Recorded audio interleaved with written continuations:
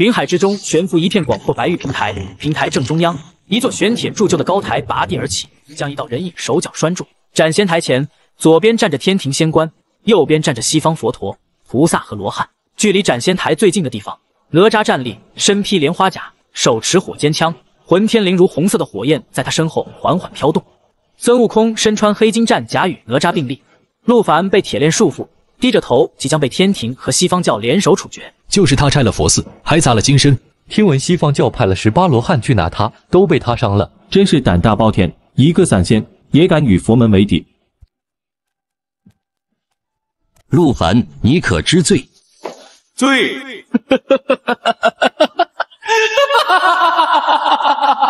欲加之罪，何患之有？诸位仙友，陆凡此寮10年前无故毁我西方教在南赡部洲的数座寺庙，辱我佛门精深，罪孽深重。我佛慈悲，念其修行不易，只将其镇压于灵山脚下，令其日夜听诵佛经，望其能洗心革面，悔过自新。谁料10年期满，此寮非但不知感恩，反而心生怨恨，变本加厉，毁我佛寺7座，打伤了我教护法罗汉。此等顽劣之徒，心性已然成魔，若不加以严惩，必为3界大患。今日请上斩仙台，便是要斩其仙根，灭其神魂，以儆效尤。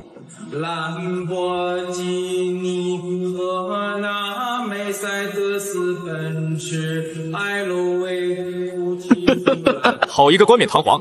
你们强行将我镇压，日夜以经文魔音贯耳，便以为能让我屈膝服软。我陆凡修行，求的是念得通达，坚守的是本我道心。尔等所为，在我看来与邪魔无异。我心向正义，为何要向邪魔屈服？此言一出，满场皆静，连呼啸的天风都在这一刻停歇。西方教那边，所有佛陀、菩萨、罗汉的脸上都附上了一层寒霜。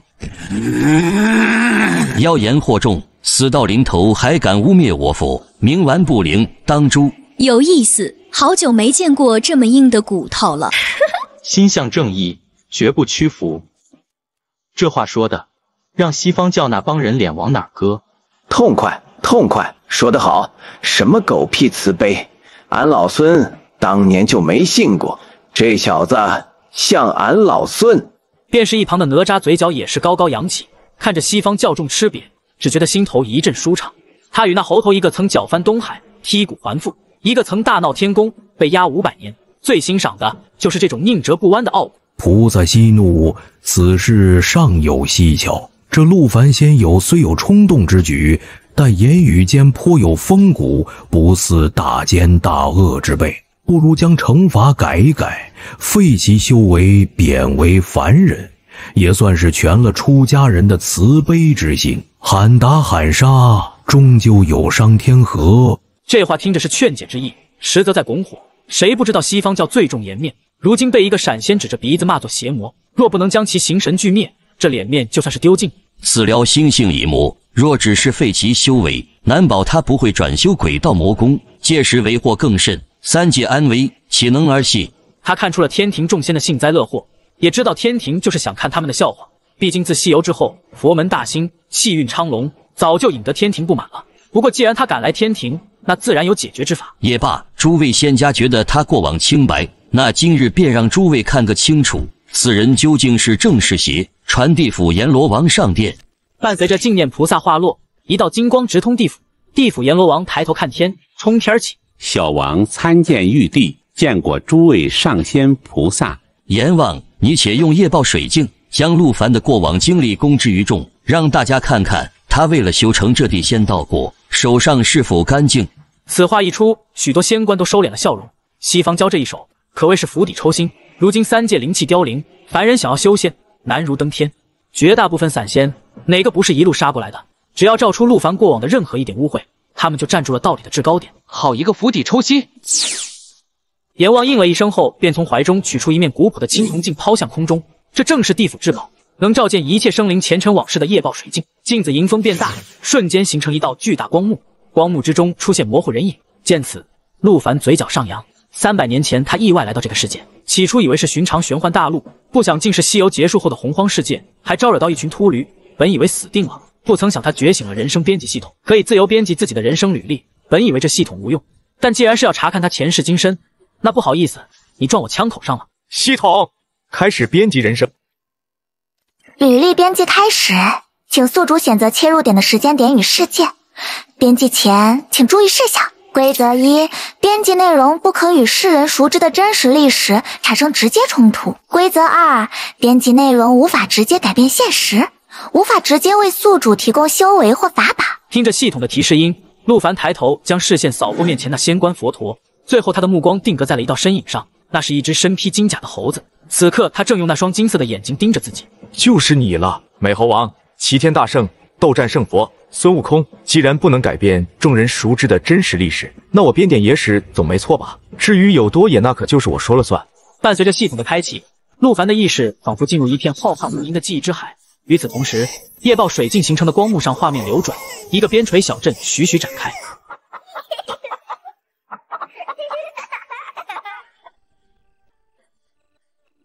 这看不出是什么奸恶之辈啊！是啊，生于贫寒，却知孝悌，品性纯良，莫非其中真有什么隐情？净念菩萨听着这些议论，面色不变，脑后佛光闪烁。啊你个豆腐！人之初，性本善，世间并无生来便是大奸大恶之人。正因如此，我佛才讲究教化，环境可以使人向恶，我佛便欲以善法将其渡回正途。菩萨此言有理，既然讲究教化，为何不继续教化，反而要将其送上斩仙台，取他性命？此话一出，许多仙官都投来赞同的目光。我佛已给过他机会，镇压10年，日日听经，奈何他魔根深种，非但不领慈悲，反心生怨恨。既教化无用，便只施展雷霆手段，以免一祸3界。此乃除魔，亦是大慈悲。净念菩萨的话再次堵住了一众人的嘴。这话没错，已经给过了机会，是你不珍惜。随后众人便又将目光看向光幕，画面中时光流转，陆凡已长成挺拔的少年。简陋木屋院子，黄昏景象。陆凡父母回家直奔家里米缸，将仅剩无多的米用布包起。爹娘，你们这是做什么？家中粮食怕是撑不到半个月了。凡儿啊，你不知道，今天我和你娘为了躲一头野猪，跑到了东边那座怪山附近。嘿，你猜我们看到了什么？一只被压在山下还会说话的猴子。听村里老人说，那座山老天爷发怒从天上掉下来的，几百年了没人敢接近。不过我和你爹看那猴子叫得可怜，瘦不拉几的，心里不好受，就想着把家里粮食拿出来些给他送去。陆父陆母的对话清晰地传入每一位斩仙台上的仙佛耳中，霎时间整个斩仙台陷入一片死寂。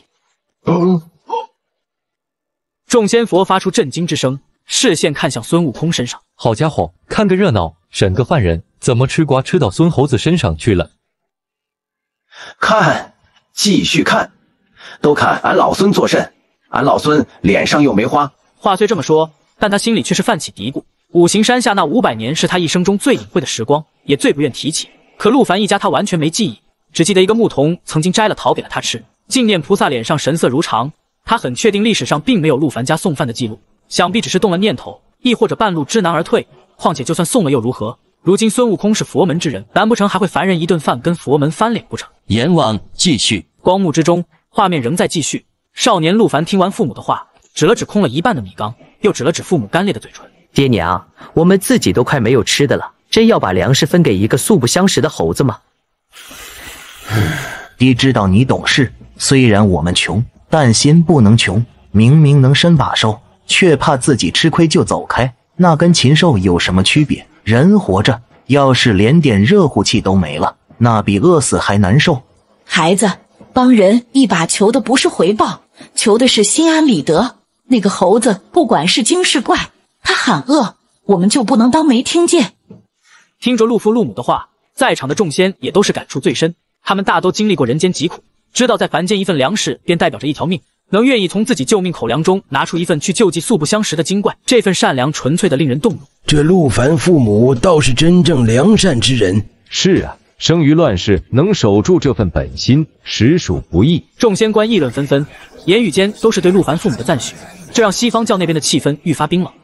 正因如此，才更说明此寮罪无可恕。有如此淳朴善良的父母言传身教，他陆凡却还是成为一个毁寺灭佛的魔头。这说明什么？说明他天性本恶。此等劣根之徒，若不诛杀，必成大患。此话一出，天庭仙官沉默了。今天大家站在这里，不过是玉帝借力打力，想让西方教难堪罢了。看热闹可以，但没谁会为了一个散仙去得罪气运昌隆的佛门。这时，一道圆滚滚的肥胖身影悄无声息地来到孙悟空身后，来人正是猪八戒。猴哥，这水镜里的人，你当真认呐？呆子，不好好享清福，跑这来凑什么热闹？哎呀，猴哥，轻点轻点，我如今好歹也是个净坛使者，老猪我一点面子。说实话，俺老孙真不记得了，除了观音菩萨派来看守的山神力士，也就只有一个牧童给俺摘过几个桃子，这陆凡和他爸妈真没印象。净念菩萨见孙悟空撇清关系，心中大定，当即双手合十。你个豆腐，阎王继续吧。画面中，一家三口拿起家中一半口粮，朝着五行山的方向走去。但去往那边的路异常崎岖，荒凉难行。都小心点，这片地界不太平，平日多有强盗出没。听说林子深处还有吃人的妖精。爹，我们村子东头不是有座寺庙，里面有很多和尚，他们难道不出来除妖降魔、为民除害吗？那些和尚只会待在庙里吃斋念佛。村里李大叔的羊被狼妖叼走，全家老小都快活不下去了。他去庙里磕头求大师傅出手，但你猜那些和尚怎么说？他们说除魔降妖有伤天和，佛门不喜杀生，除非李大叔能捐300斤粮食作为香火钱，他们才考虑为他念经祈福，感化狼妖。狼妖也能被感化？谁知道呢？反正李大叔拿不出那么多粮食。不过我听说拦路抢劫的那伙强盗与寺庙关系很好，他们抢来的钱还要拿出一部分给庙里捐香火呢。这话一出，天庭的仙官都忍不住笑出声，这脸打得太响了。西方教一边广开庙宇，招收信徒收取香火，口中尽是慈悲普渡，但实则与匪盗勾结，收取保护费。今天就冲这一句，这一趟来的值。同样的，孙悟空也在笑，这话让他想起了西行路上那贪婪无比的金池长老，与金池长老称兄道弟盗走袈裟的黑熊精。荒谬，简直一派胡言！出家人不是生产，潜心修行本就是本分，何错之有？他自己拿不出供奉，便心生怨怼，肆意污蔑我西方教清净的，诋毁我教高僧，难怪会养出陆凡这等孽障，此乃根子上的坏，天性里的恶。菩萨说的是，一介凡夫俗子不明佛法真意，只会妄加揣测。供奉我佛，乃是为他们自己积攒功德，他们却不知好歹，难怪其子受其罪，犯其恶，这是罪有应得。此子罪大恶极，得冠满盈，当诛。光幕之上，风沙依旧。少年陆凡听完父亲的话，沉默了许久。爹娘，等我长大了，一定要学一身天下无敌的武艺，斩妖除魔，打尽所有坏人。我要让这天底下再没人敢欺负好人。好，说得好。好小子，有志气，这才是好男儿该有的模样。俺老孙早就想这么干了。雷部众将性情刚直，最是欣赏这种血性，他们毫不掩饰自己的赞许，喝彩声此起彼伏，震得云海翻腾。好，这小子对我胃口。好孩子，我儿有志气。我的凡儿以后一定能成大英雄。短暂休息片刻，一家人重新上路。他们深一脚浅一脚地走在荒芜官道上，距离那传说中压着猴子的怪山越来越近。小心！面对这突然而来的情况，陆父反应极快，一把将妻子和陆凡推向身后，但自己却慢了一步。那飞来的羽箭直直射入大腿，箭簇从另一侧穿出，带出一捧血花。当家的爹！不等他们反应过来，峭壁上响起一阵嚣张的怪笑，7、8个手持兵刃的壮汉跳了下来，将一家3口团团围住。为首的是个满脸横肉的独眼龙，他扛着一把环手大刀，刀刃上还沾着未干的血迹。跑，快跑！带着凡儿赶紧离开。说着，陆父抓起手边袖子扔向为首的独眼龙。陆母拉起陆凡疯了一样的向前跑去，可却被脚下凹凸不平的石块绊了一下，整个人扑倒在地，布包散开，里面的粗粮洒出，与泥土混合。见着这一幕，斩仙台前的众仙佛瞬间沉寂下去，整个斩仙台鸦雀无声。众仙的目光看向光幕中散落一地的粮食，又接连看向脸色逐渐阴沉的孙悟空。原来如此，难怪俺老孙怎么对这家人没什么印象，原来是这样。看着这一幕，孙悟空整个人都压抑到了极致。原来他们是去了，带着活命的口粮，冒着生命危险，要去救济一个素不相识、被压在山下的猴子。只是他们没能走到终点，这份对他的善意被世间的罪恶拦截在了半路。原来俺老孙当年是可以多吃上一顿饱饭的。金色的妖气混杂着佛光，从孙悟空体内通天起，直冲云霄。脚下地面寸寸皲裂，向四周蔓延，发出破碎声。他想起了那暗无天日的500年，他被压在五行山下动弹不得，风吹雨淋，饥餐铁丸，可饮同之。唯一的慰藉便是那胆大的牧童会从山坡上丢几个酸涩的野桃子下来，那酸涩的果肉对他而言便是世间最极致的美味。就因为这几个该死的强盗，猴子，猴子！孙悟空猛然抬头，瞳孔冒着红色火焰。净念菩萨也被孙悟空这一状态给吓得心中一寒，下意识后退了半步。斗战胜佛，往事已矣，皆为尘烟。一饭之缘，终究是镜花水月。你如今已正得果位，当知万法皆空，因果不虚，何必为这过去之幻象心生执念，动了嗔怒之心？还望早日放下，方得自在。他用佛理来压制孙悟空，就算孙悟空再愤怒，也只是为了个人口腹之欲，格局太小。他只要站在大义之上，便可立于不败之地。好一个过往云烟，好一个心生执念。菩萨，你跟我讲佛理，那好，俺老孙今日便也与你讲一讲佛理。俺老孙且问你，何为放下？放下便是勘破虚妄，不为外物所扰，不为执念所困。说得好，那俺老孙再问你，当年那一家3口捧着活命的粮食去救一个素不相识的猴子，此为善念，是真是妄？是真。那伙强盗拦路抢劫，伤人性命，此为恶行，是真是妄？是真。既然善恶皆是真，你却让俺老孙放下，岂不是让俺老孙连真假善恶都不辨了？俺老孙心中不快，念及当年之苦，忆起那家人之善，生出几分火气。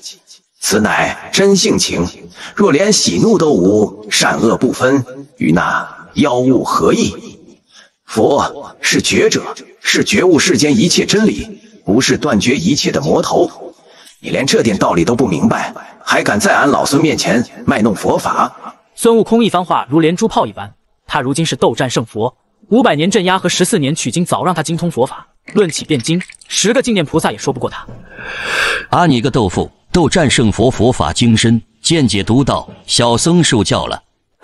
圣佛方才所言是为那一家凡人善意鸣不平，小僧感同身受。那几名强盗之恶，人神共愤。但今日我等是为了审判陆凡之罪，他毁寺灭佛，罪证确凿，还望圣佛与诸位仙友莫要被过往之事混淆视听，是非曲直，还请看下去。自知说不过孙悟空，也得罪不起孙悟空，所以他强行将话题给拉了回来，又对着阎王使了个眼色。阎王继续吧。当家的，别管我，快带着凡儿走。说完，陆父强忍着剧痛，用斧头撑着地，勉强站起身子，对着那几个狞笑逼近的强盗嘶吼：我跟你们拼了！他清楚自己腿上中了箭，必然是走不了，想要让妻子和儿子活下去，就只能用他自己的命去拖延片刻。拼，就凭你这瘸腿的泥腿子！快走啊！带着凡儿赶紧跑！凡儿，跑！她知道丈夫说的对，为了孩子，她必须走。看了最后一眼丈夫，那一眼包含了无尽的悲痛与不舍。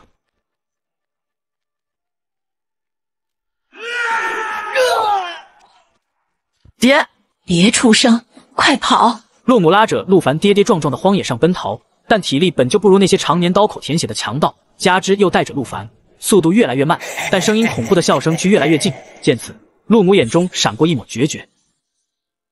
凡儿，听着，躲在这里，不管等会听到什么，千万别出来，也别出声。等天黑了，强盗走了，你再想办法回家，记住娘的话。娘，那你呢？娘就不回家了，以后爹娘不在，要记得照顾好自己。说完，陆母头也不回地朝着另一个方向跑去，一边跑着一边叫喊着。陆凡蜷缩在灌木丛中，透过枝叶的缝隙死死盯着母亲离去的身影和那追去的强盗。夜风凄冷，吹过荒野，发出呜呜的声响。陆凡从灌木丛中爬了出来，他循着记忆，先是找到了父亲倒下的地方，背起父亲的尸体艰难前行。等找到母亲的尸体后，看着父母冰冷的尸体，他没有哭，他只是默默地跪下，用那双稚嫩沾满泥土的手在坚硬的黄土上挖掘着，指甲翻裂，鲜血淋漓，他也毫不在意。他从晚上刨到了白天，终于将父母的尸身安葬在那黄色的小土包前。陆凡重重磕了3个响头，额头渗出血迹，但他却没感觉到丝毫痛，因为此刻有比伤口更痛的东西。爹娘，孩儿不孝，不能让你们享受天伦之乐，也没让你们入土为安。但你们放心，孩儿一定会回来的。今日之仇，我陆凡对天起誓，此生不报，誓不为人。斩仙台上气氛一片沉寂，天庭仙官们的脸上也是一片复杂。这份仇太深了，这份恨太重了，换做他们任何一人，怕是早已成魔，掀起滔天杀戮。诸位都看到了，冤冤相报何时了？放下屠刀，方能立地成佛。此子本性纯良，若是能在此刻放下仇恨，一心向善，将来未必不能有一番成就。可他偏偏被仇恨蒙蔽双眼。我佛讲究慈悲，试图教化他，但他却执迷不悟，甘愿坠入魔道，甚至与我佛为敌。若不将其形神俱灭，便是对3界众生的不负责任。这番颠倒黑白的言论让天庭众仙都皱起了眉头。可就在这时，一道沙哑中带着冰冷的声音从斩仙台中央响起：慈悲，狗屁的慈悲，放下！我爹娘被人像杀鸡一样宰了，尸体扔在荒野郊外，你特么的让我放下！我亲手埋葬了我爹娘，手上沾满了他们的鲜血，你让我放下？我问你，那几个强盗杀人的时候，佛在哪里？我爹娘惨死的时候，慈悲又在哪里？现在你站在这里，衣冠楚楚，宝相庄严，跟我说冤冤相报何时了？我告诉你，只要我还有一口气在，这仇我包定了。杀我父母者，我必杀之；包庇凶徒者，我必灭其满门。你们的慈悲就留着去超度你们自己吧。斩仙台处鸦雀无声，天庭仙官个个目瞪口呆。他们见过胆大的，但没见过这么胆大的，当着3界诸神的面，指着一位菩萨的鼻子，用凡间最污秽的言语咒骂。这已经不是胆大包天了，而是压根没想过要活。私了，当真罪该万死。然而，更多仙官却是被陆凡话语中的一个吸引了：包庇凶徒。陆凡仙友，你方才说有人包庇杀你父母的凶手，此话怎讲？莫非另有隐情？隐情？那有什么隐情？有的只有我跟那帮秃驴不死不休的血海深仇。父母死后，我便知晓，没有力量在这世道，连狗都不如。我带着仇恨远渡重洋，拜入一处散修洞府，苦学仙法10年。重返故里后，我做的第一件事就是将当年那伙强盗的脑袋砍下，祭奠爹娘的在天之灵。但让我没想到的是，那独眼龙提前得到了风声，跑到了那座我爹娘生前就看不上的寺庙里剃度当了和尚，还得了一个秽物的法号。他悟了什么？悟了杀人放火之后，只要躲进寺庙就能一笔勾销吗？我提剑上门要人，他们却说佛门乃清净之地，不可妄动杀念，还说什么得饶人处且饶人。那我爹娘的惨死的时候，他们怎么不说？我不听他们的狗屁经文，强闯山门，但那群秃驴却结成法阵，要维护那杀人凶手，还口口声声说我在造杀业，要度化我。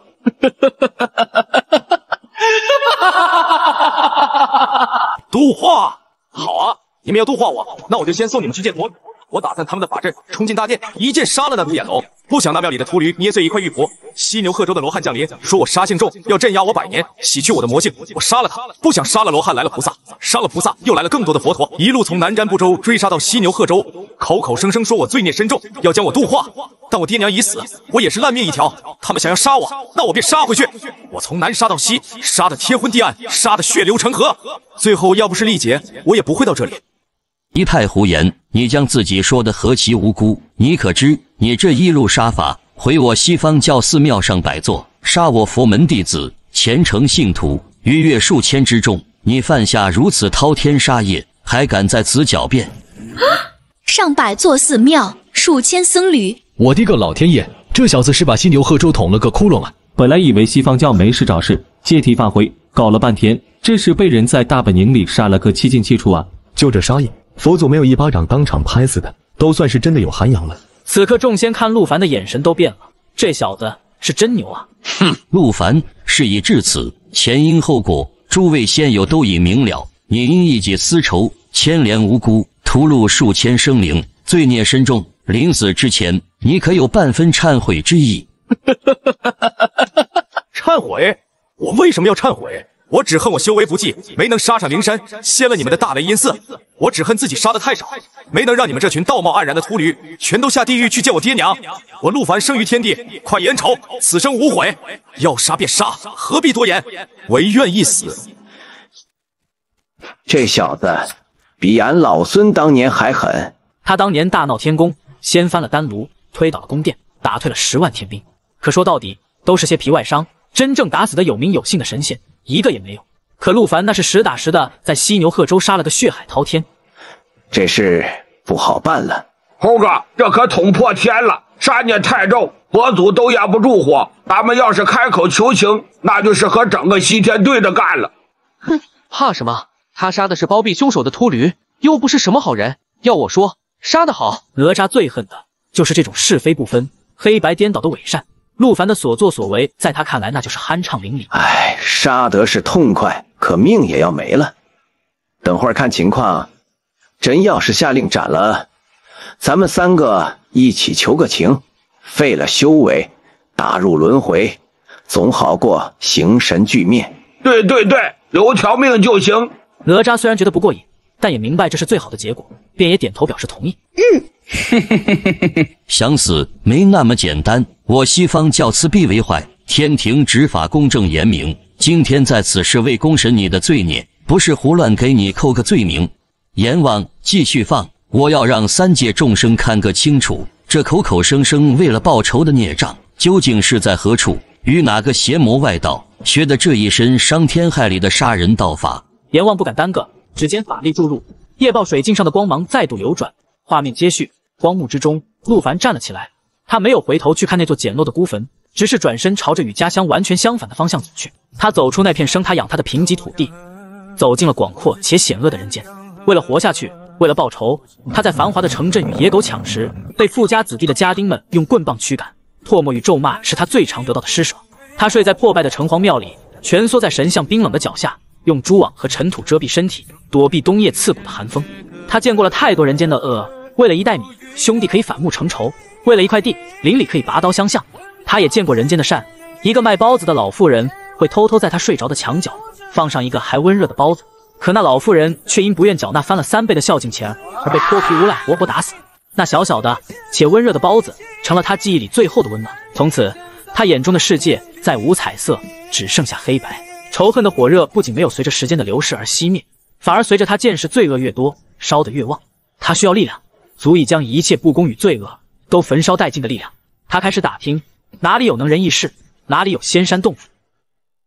话说这前朝出了一只了不得的妖猴，天生地养，拜师学艺，得了长生不老之法，入东海龙宫强取豪夺，抢了定海神针，下地府勾销生死簿，闹的是3界不宁。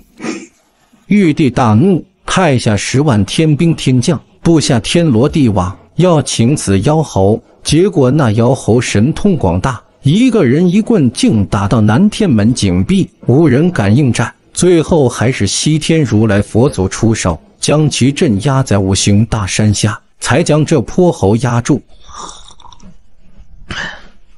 所以呀，做人切莫学那孙悟空，得了些本事就张狂，不知天高地厚，终究要自食恶果。是啊，这猴子就是不知好歹，放着好好的神仙不做，非要去闹天宫，活该被压。说到底还是个妖精，野性难寻。是啊，天庭待他不薄，他就不知感恩，真是狼心狗肺。你们说的不对，他没有错。你个小叫花子，懂什么？那孙悟空搅乱天庭，藐视天威，还不是错？藐视天威？那天威又何曾正眼看过他？他生来就是石猴，无父无母，靠自己苦修一身本领，长生不死，何错之有？地府的判官凭什么要勾他的魂？他一身本领能翻江倒海，凭什么不能拿一件称手的兵器？东海龙王自己答应了，事后却去天庭告状，岂是君子所为？天庭招安第一次封他做弼马温，一个养马的小官，这是招安还是羞辱？他摆下天庭，自号齐天大圣，不过是想要一个公平的对待，从头到尾都是天庭高高在上，是他唯可以随意摆布的妖物。既然天不仁，那他为何要敬天？他打上凌霄宝殿，要的不是那个宝座，他要的只是一个公道。陆凡的话让整个斩仙台上都陷入了一片死寂，不管是天庭众仙还是西方佛陀，此刻都有点尴尬。没办法，这个当事人在，让他们不得不尴尬。便是孙悟空自己也有点呆住了。500年前，他大闹天宫，凭的是一股子不服输的傲气，凭的是一身通天本领。他觉得自己受了委屈，觉得自己被看轻，所以他要闹，要打，要让那高高在上的玉帝知道他齐天大圣孙悟空的名号。可他到底是为了什么？连他自己都说不清。西天取经的路上，观音菩萨点化过他，唐僧教诲过他，他渐渐明白自己的错，收敛了自己的野性，戴上了那顶金箍。他以为自己懂了，可直到今天他才明白，他要的只是一个公道。他想起了自己被压在山下，风吹雨淋的那500年，想起了那一家捧着活命粮食却残忍在半路上的凡人，想起了这个禁锢在斩仙台，为了报父母之仇杀得血海滔天的年轻人。他和他们又有什么区别？都是不被这天地善待的可怜人，都是不肯向这命运的抗争者。好，说得好。净念千算万算，没想到会是这个结果。他本想证明陆凡师承邪魔，心性恶毒，结果这夜报水镜一出，陆凡不是天性本恶，他只是用自己的方式去学他心目中的英雄，去讨一个公道，这还怎么定罪？打孙悟空的脸。净念觉得自己还没那么本事，局势有点失控了，得想个办法。有了，斗战胜佛昔年之事，我想在座的诸位仙友都心中有数。然佛曰：苦海无边，回头是岸。圣佛被镇压500年，又历经9981难，最终勘破妄念，正得佛陀果位的大功德、大圆满。此乃3界浪子回头的最佳典范。如今的斗战胜佛是我佛门的护法，是3界楷模。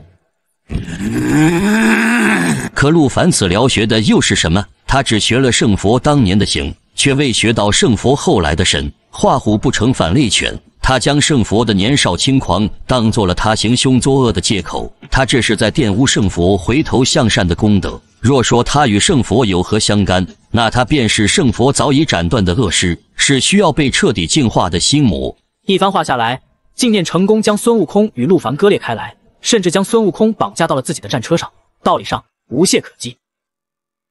菩萨这话有水平，这下好了，猴哥跟那小子撇清关系，咱们也不用为难了。哪吒不喜欢这种颠倒黑白的巧言令色，可对方说的又句句在理，让他找不到反驳的缺口。同时，所有人的目光再次聚集在了孙悟空身上，他们想看看这位斗战胜佛会如何应对。菩萨，你也不用在这里跟俺老孙阴阳怪气，指桑骂槐。俺老孙当年是对是错，自己心里有数。能答应去西天取经，那是因为想明白了一些事，不用你来提醒。俺老孙走俺老孙的路，他走的是他的路。俺也想知道，他这份执念，这份他以为的公道，会把他带向何方？若能留他命，那是最好的。孙悟空这话表明了自己的态度，我不会胡搅蛮缠，但也不会坐视不理。人，我反正是保定了。菩萨，继续看下去吧。俺老孙也很好奇，这小子听完了俺老孙的故事，究竟去哪里学了这一身本事？净念菩萨见孙悟空没有当场发作，心中悄然松了口气。虽然孙悟空表明了要保人的态度，但只要不撕破脸皮，事情就还有转圜的余地。只要接下来能召出陆凡修炼魔功，滥杀无辜的铁证，那孙悟空纵然想保，也得掂量掂量。阎王继续吧。阎王催动法力，光幕画面继续出现，光幕之上，人群早已离去。陆凡从离开后，眼神变得与以往不同。如果是之前支撑他活下去的是仇恨，那么现在他的仇恨里多了一盏灯塔，那是一个叫齐天大圣的身影。他开始更加疯狂地寻找仙缘，他爬过千山，涉过万水，拜访过的所谓高人不计其数，有的是招摇撞骗的术士，有的是只会些粗浅法术队的旁门左道。他被骗过，被打过，也曾险些被人抓去炼成药人，可他都活了下来。他曾拜入一名退隐老兵门下，学习生死搏杀术，每一次出拳，每一次挥刀，眼前浮现的都是父母倒在血泊中的身影，耳边回响的都是强盗那嚣张的狂笑。他也在一场江湖仇杀中独自一人斩杀了对方请来的13名屠鹰刀客。他脱离了凡俗武者的范畴，但他并不满足，因为他见到过太多凡俗无法解释的诡异之事。他亲眼见到一名山野村夫只因得罪了一个路过的道人，全身血肉效应，化作一滩脓水。他也听闻在南疆的10万大山里，有口吐人言、吞云吐雾的妖物，更有能驱使毒虫、咒杀敌人于千里之外的巫蛊之术。这一刻，他明白，单纯的武艺有其极限，武艺的尽头是仙法的开端。他必须求仙。短短数年，他的足迹踏遍了中原的繁华与荒凉，见过恶殍遍野的灾年，也见过朱门酒肉臭的盛世。他曾路见不平，拔剑相助，也曾为了打探一则虚无缥缈的仙人传闻，孤身闯入妖物盘踞的密林。他越来越沉默，眼神却越来越亮。他一路向东，跨过浩瀚的东海，来到了传说中仙山林立、灵气充沛的东胜神州。行至傲来国境内，陆凡便听到不远处传来猿猴的啼叫，他扒开灌木，悄然靠近，便见7、8只猴子躺在地上，脚被捕兽夹死死夹住，有老有小。察觉到有人靠近，尚且清醒着的猴子呲着牙，发出威胁的叫声。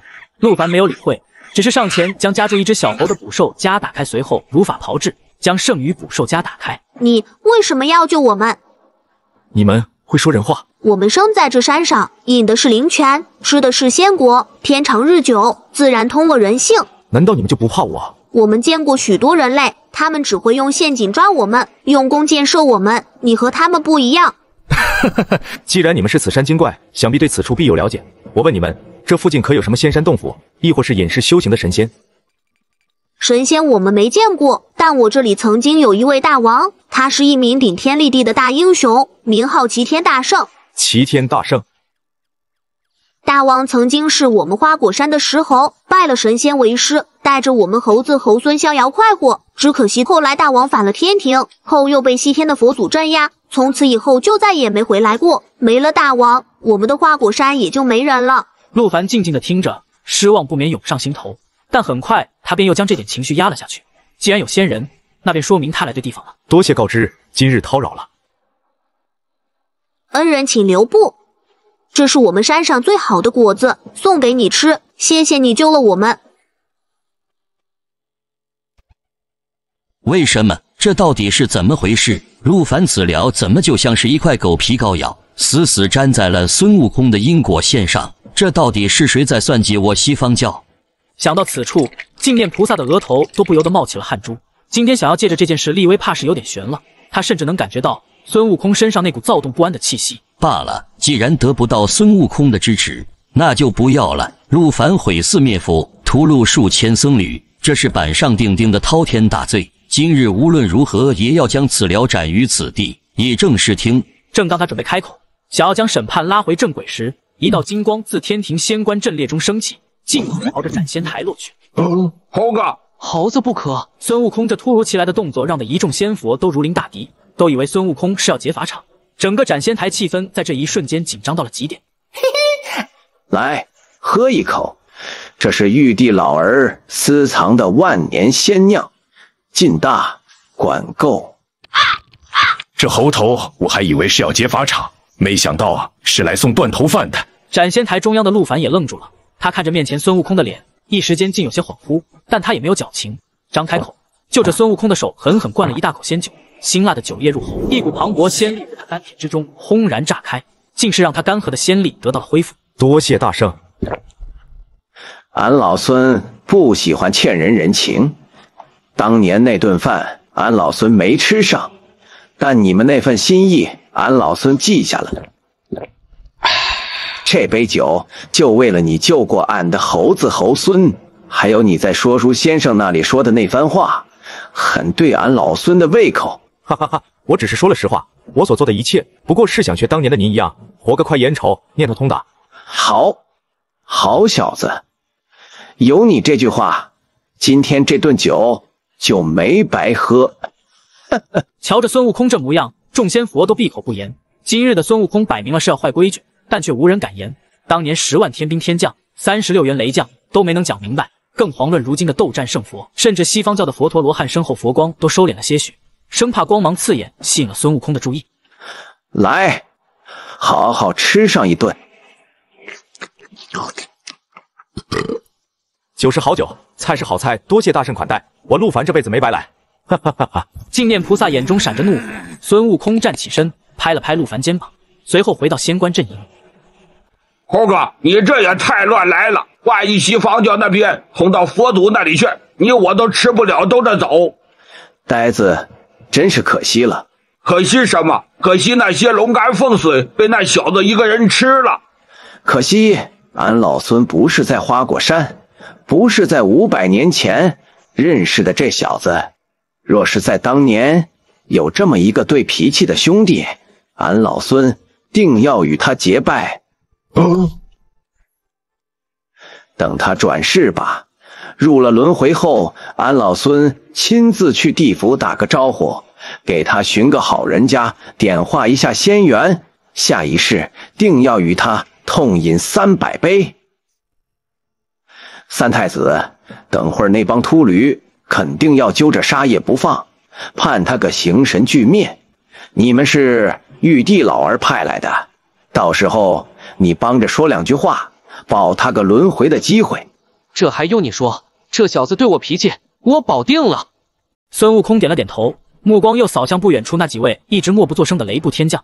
为首的是9天应元雷声普化天尊文仲，这位截教出身的老牌大神，向来只认天条不认人情。孙悟空朝他遥遥一抱拳，文仲面无表情，但眉心3只眼开合了一下，算是应下。见此，孙悟空心中有数了，他要保的不是陆凡的命，而是他重入轮回的资格。老关，大圣，如今你也是佛了，怎的还学不会走路出点声响？我这把老骨头可经不起你这么下。老关，这热闹好看吗？何止是好看，这几百年就属今天这场戏最精彩。既然好看，那就不该让他这么快就收场，对不对？那帮秃驴仗着自己气运昌隆，都快把凌霄宝殿变成他们自家的衙门了。今天敢借斩仙台杀一个散仙，怕是明天就敢借着斩仙台来定我们天庭仙官的罪了。听着孙悟空的话，太白金星眼中金光一闪。这猴子看着粗野，心里却是比谁都明白，天庭与西方教明面上和和气气，暗地里却一直在争夺3界的话语权。今天这是便是西方教对天庭司法权的一次试探与挑衅。大圣说笑了，天规森严，自有法度。陆凡杀孽深重乃是事实，我等也不好公然违逆天条啊。俺老孙也没让你违逆天条，俺只是想说，天条里可没写包庇杀人凶手的寺庙就该被护着，也没写一个为父母报仇的孝子就活该被形神俱灭。他有罪，罚他，废他修为，打他入轮回受苦，俺老孙没意见。可要是想在天庭的地盘用天庭的刀来扬佛门的威风，顺便把咱们天庭的脸面踩在脚底下。孙悟空没有把话说完，只是冷笑了一声。太白金星听懂了，他捋了捋自己的胡须。法理之外亦有人情，此事关乎天庭威严，断罚之时确实需要审慎呐。太白金星虽没有明确表态，但审慎2字便已是足够。孙悟空咧嘴一笑，目的达成。随后他又将目光放到了西方教的众佛陀罗汉中，在那佛陀罗汉之中有一个身材高大，手持降妖宝杖的罗汉。沙师弟，你如今做了金身罗汉，倒是威风。怎么见了师兄连声招呼都不打，倒是生分起来了？大师兄说笑了，悟净不敢。说完这话，沙悟净便低下了头，不敢去看孙悟空的眼睛。那小子你也都看见了，你怎么看？沙悟净抬头看了眼陆凡，没有说话。他爹娘惨死，他报仇天经地义，反倒是那些寺庙包庇凶手在先，还要将人赶尽杀绝，这是哪门子道理？难不成师父教咱们的慈悲是这么用的吗？是看着好人被冤，恶人得道吗？大师兄，他杀孽太重了，犀牛贺州血流成河，数千同门丧命，这已是入了魔障，回头无岸了。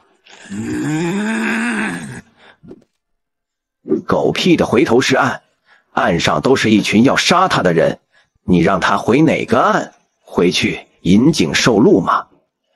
当年你在流沙河吃人无数，比他杀的只多不少。后来师父收了你，可曾让你为那些被你吃掉的人偿命？你我师兄弟一场，同走108000里路，拜过同一个师傅。今天这小子俺老孙保了，等会儿你自己掂量。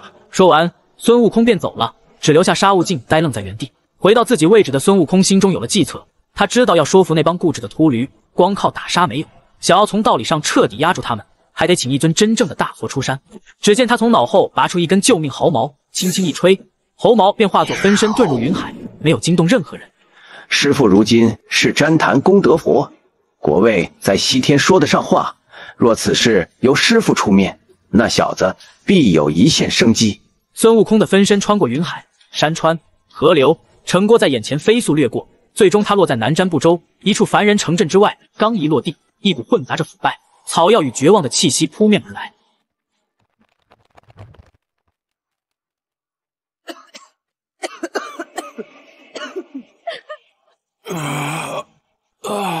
一名身穿白衣僧袍、赤足站立的僧人行走在人群中央，走过之处，污秽之气消散，病人脸上痛苦消失。后又见他蹲下身，用抹布擦拭着额头满是汗珠的孩童。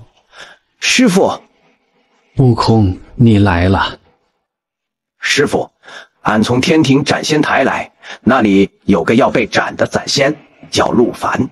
这小子跟俺老孙有点渊源，俺想保他一个轮回的机会，但又不好撕破脸皮，所以只得让师傅你出面说几句公道话。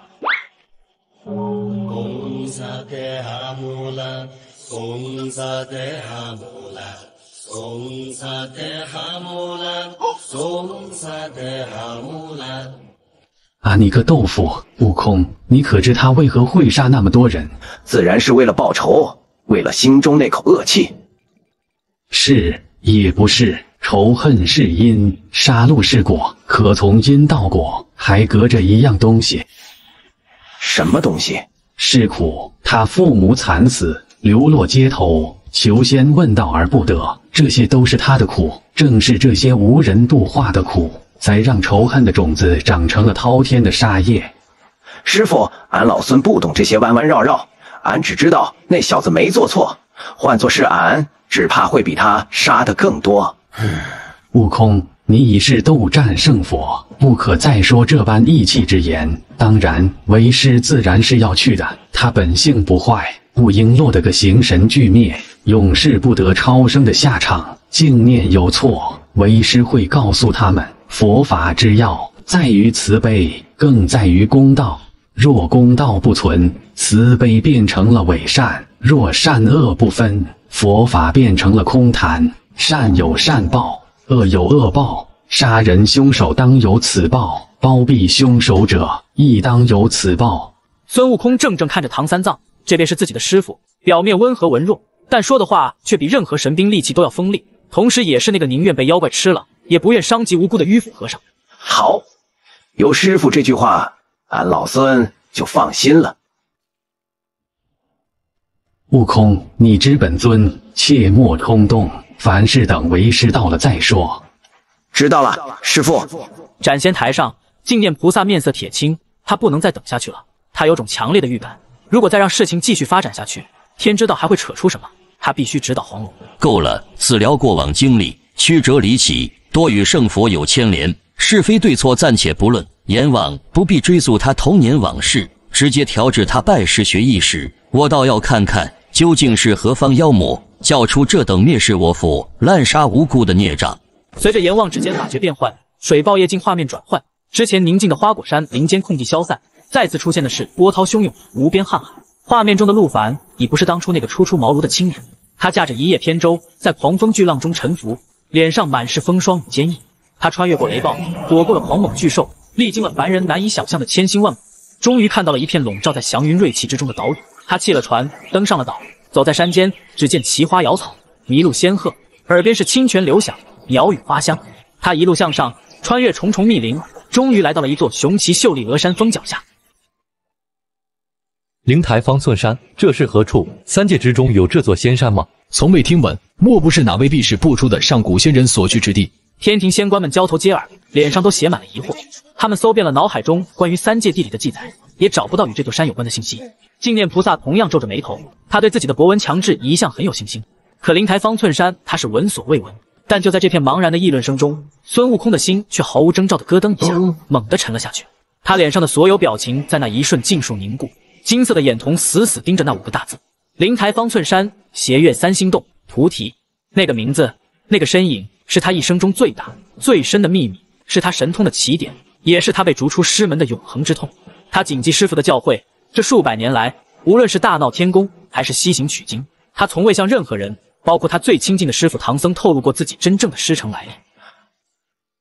可现在，这夜报水镜怎么会照出这个地方？猴子，你怎么了？哪吒第一个察觉到了他的不对劲，他从未见过孙悟空露出这般失态的神色。孙悟空没有回答，他只是死死地盯着光幕，连呼吸都忘了。画面中，陆凡也感受到了此山的不凡，他整理了衣衫，走到了山顶。一座古朴的洞府出现在眼前，洞口青松翠柏，锐气氤氲，洞府上方刻着一行字：斜月三星，这是何意？是某种道号还是暗语？此刻，不论是太白金星还是众多仙官，都露出凝重之色。他们的视线跟随着陆凡的身影前进，想要一窥全貌。毕竟自从封神凉结后，天地灵气凋零，人间进入末法时代，凡人想要飞升成仙，比登天还难。可陆凡却能够在短短数年时间成仙，这足以证明他的恐怖天赋。可这也说明他身后那位师傅的教导手段说得上通天彻地，恐怖至极。他们想要看看那人到底是谁。可就在陆凡身影消失在洞口黑暗中那一刹那，夜报水镜画面猛地一颤，整个画面彻底化作一片混沌。正等待查看真相的净念菩萨也是一愣，而后脸上瞬间升起怒。为何停下？快给本座继续照下去！菩萨息怒，菩萨息怒！此刻的阎王双手都在哆嗦，手忙脚乱地对着夜报水镜打出数十道法诀，试图重新连接上陆凡的记忆，但那水镜就像是坏了一般，依旧是一片混沌。小王也不知为何，这夜报水镜乃是地府至宝，与天道因果相连，能照见一切生灵的前尘往事，从未出过此等状况啊！除非什么？快说！除非那洞府之中的存在，其道行已经高深到一个匪夷所思的境界。它不仅能够斩断自身因果，不沾天道，甚至能将所有进入他道场之人的记忆从天道因果的长河抹去。可这是圣人才有的通天手段。荒木，三界之中，圣人早已不问世事，又岂会屈尊降贵，去教导一个凡人？我看分明就是你这夜报水镜出了问题。净念一口咬定是阎王或者那破镜子不行，这一定是那洞府的主人是某位精通阵法禁制的上古大能，用特殊手段屏蔽了天机。但一计不成，他还有后手。诸位仙友，稍安勿躁，地府至宝或许也有失灵之时，此事关乎重大，为证清白，小僧需去地府一行，请一位大能前来相助。说完，净念不再理会面如土色的阎王，周身佛光大盛，直接撕裂空间，化作一道惊鸿，朝着幽冥地府的方向疾驰而去。他这一走，斩仙台上的天庭仙官们也议论纷纷。这灵台方寸山，斜月三星洞，究竟是何方神圣的道场，竟能让夜报水镜都失效？能屏蔽天道因果，这等手段绝非大罗金仙可为。我在这必是一位隐世不出的准圣大能。三界之中有名有姓的准圣就那么几位，镇元大仙的武装关在犀牛贺州，北冥鲲鹏的药师公沉于北海之眼，血海冥和老祖更不可能来东胜神州开辟道场，这范围其实很小啊。昔年封神大战前，三界之中却有不少逍遥于天地之外的散仙大能，不属阐教，不入西方，不听天庭号令，只是封神一役后，死的死，伤的伤，归隐的归隐。莫非这位便是其中之一？众人的猜测都围绕在那些传说中的上古大能身上，没人将这座神秘洞府与那站在他们中间抓耳挠腮的猴子联系起来，因为这完全就不合理。孙悟空的师傅是谁？这一直是三界最大的谜题之一。然而，孙悟空比任何人都还想知道答案。陆凡那小子不会真的拜师成功了吧？如果他真成了师傅的弟子，那陆凡岂不就是俺老孙的师弟？这个念头刚一出来，孙悟空的心脏便猛地一抽。真要这样，那意义可就不同了。同门之义，手足之情，那可不是看在往日情分上帮着求个情那么简单了，那是责任，是无论谁来了都不能动陆凡一根毫毛的责任。哪怕是为此与整个西方教翻脸，甚至再闹一次天宫，他也在所不惜。尽管师傅已将他逐出师门，恩情已断，但他不能不认这份香火情。可他记得当年西行取经路上走投无路之下，他曾回过灵台方寸山求助，但早已人去楼空。那陆凡进去的又会是什么？是幻想，还是某个占据此地的妖魔？此刻的他恨不得自己冲进那水镜里一探究竟。便在这时，一道浓郁佛光裹挟着无边的阴气冲破云层，重新回到斩仙台，金光散去，净念菩萨身影出现。与他一同前来的还有一位身披袈裟、面容慈悲、脑后佛光普照的菩萨，来人正是地藏王菩萨。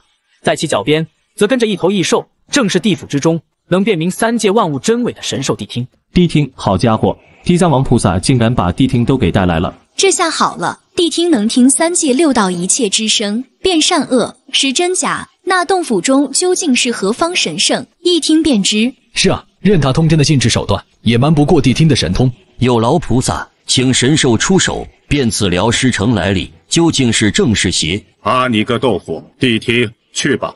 谛听走到斩仙台前，将巨大的耳朵放在地面，一道无形声波朝着四面八方扩散，所有仙佛都屏住了呼吸，孙悟空的心更是提到了嗓子眼。谛听摇头，漫天仙佛惊愕，再一次趴下，这次身体都在颤抖，咆哮一声，再一次摇头。此刻全场死寂。如果说刚才夜爆水镜失灵还可以归结为法宝出了问题，那现在连谛听都辨不出真伪，难不成也要怪谛听出了问题？怎么会这样？谛听神兽无所不听，无所不闻，怎么会？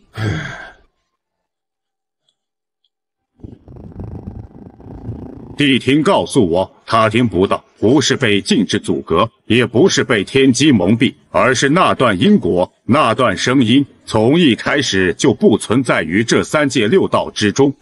这不可能，连谛听都听不出来，这三界之中何时出了这等人物？遮蔽天机，抹除因果。我只在古籍中见过对圣人手段的描述，可圣人早已不问世事。莫非是某种失传已久的上古至宝，比如那混沌钟，或是太极图？都可能，那些先天至宝皆有其主，若有异动，三界大能岂会不知？我看这更像是人为手段，说不定是上古大能遗留的法宝所化，自成一界，天道难迁。诸多仙佛议论纷纷，孙悟空的心却已乱成了一锅粥，脑海中也有着一个念头在疯狂地盘旋。是师父，一定是他老人家，只有他老人家才有这般通天彻地、跳出三界外、不在五行中的大神通。要不找陆凡问问？不行，万一不是，那岂不是就暴露了师父的根脚？就在斩仙台的气氛逐渐陷入焦灼时，地藏王菩萨动，他对着众仙微微和11礼，声音仍然是那般慈悲平和：诸位，谛听已尽力，此间事了，贫僧也该回地府了。此子杀业虽重，然其心未泯。若他日魂归地府，贫僧愿亲自为其诵经，度他轮回，洗去他一身戾气。地藏王走了，他走得干脆，却留下一个让净念菩萨几乎吐血的承诺：渡陆凡轮回。他要的是陆凡行神俱灭，是永世不得超生。佛祖将这个任务交给我，本就是一桩天大的美差，只要我处理好了，扬了西方教的威严，那我正得佛陀果位指日可待。可这陆凡牵扯甚广，先是孙悟空，现在又出现一个谛听都听不出根脚的师傅，不行，我不能输，绝对不能这么算了。既然看不见，那咱们就听听，用法力强行灌注，本座就不信这夜爆水镜连一点声音都传不出来。这是他最后的办法了，既然无法窥探到洞府主人的真身，那就退而求其次，只听陆凡自己的经历，听听他是如何拜师的。阎王不敢违逆，只能硬着头皮将自己所剩不多的法力尽数灌入那面巨大的水镜之中。水镜光华大方，却依旧是一片混沌。不知过了多久，一个苍老淡漠、不沾人间烟火的声音传出：你回去吧，此地300年前便已不再收徒了。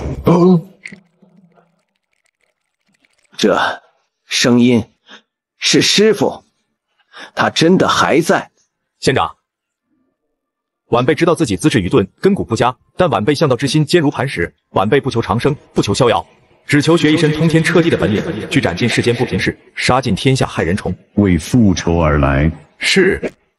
以杀止杀，只会让你堕入无边业障，永无解脱之日。你心中之恨，如同毒火，烧人伤己。你可知所求的道，非是仙道，而是魔道。仙又如何？魔又如何？若仙道便是眼睁睁看着亲人惨死无能为力，若仙道便是对世间罪恶而不见，那这仙不修也罢。杀我父母者，我必杀之；包庇凶手者，我必灭其满门。天道若不与我公道，我便自己去取，这就是我的道。罢了，你这心性刚烈至此，已成定局，是缘是劫，皆是天数。今日你既能寻到此地，便是你我之间还有最后未了的因果。从今日起，你便是我灵台方寸山斜月3星洞的最后一位关门弟子，你且上来。弟子陆凡拜见师尊。成为贫道弟子，自不用讲究这些繁文缛节。从今日起，贫道自会传你道法，授你神通，助你报仇雪恨。但你要记住，道法是利器，可救人，亦可杀人。若等你学成下山，搅出任何祸端，切不可提起贫道的名号，也不可说出此地分毫。你可能做到？弟子谨遵师命。好，你起来吧，随我来。随着声音散去，夜报水镜的光芒暗淡下去，重新化作一面古朴镜子自空中坠落。阎王手忙脚乱接住，斩仙台上也再次陷入一片死寂。关门弟子，那老神仙竟真的收下了他。且听那话，竟默许陆凡学成后去报仇雪恨。这是哪家道统？教人杀伐，助人复仇，这与魔道合一？话不能这么说，这份气魄何等快意，这才是真性情，真大道。没错，我背修士本就是逆天而行，求的是念头通达。若连血海深仇都要放下，那还修什么仙？问什么道？不如回家抱老婆孩子去。说得好，这等护短又霸气的师尊，我怎么就没遇到？要是拜入此等门下，谁敢欺我？我师父怕是第一个打上门。与众仙官不同，雷部神将大多性情刚烈，快意恩仇。此等师尊行事风格，让他们打心底钦佩和向往。反倒是哪吒站在那里，眼中闪烁着火焰。握着火尖枪的手也有些颤抖，身后的混天绫无风自起，卷起一圈圈赤红色的烈焰漩涡。他的眼前仿佛也不再是天台，而是那被自己的血染红的东海。是他踢骨还父，割肉还母后，被师尊太乙真人带到金光洞，用碧藕为他重塑了莲花化身。他从莲叶上清醒，开口问的第一句话便是那血仇。但师傅没有劝他放下，反而是将风火轮、火尖枪放到他的面前，让他去讨回属于自己的公道。龙王告上天，师傅便亲自去理论。石矶娘娘要为弟子报仇，师傅二话不说，直接用九龙神火罩将其烧回原形。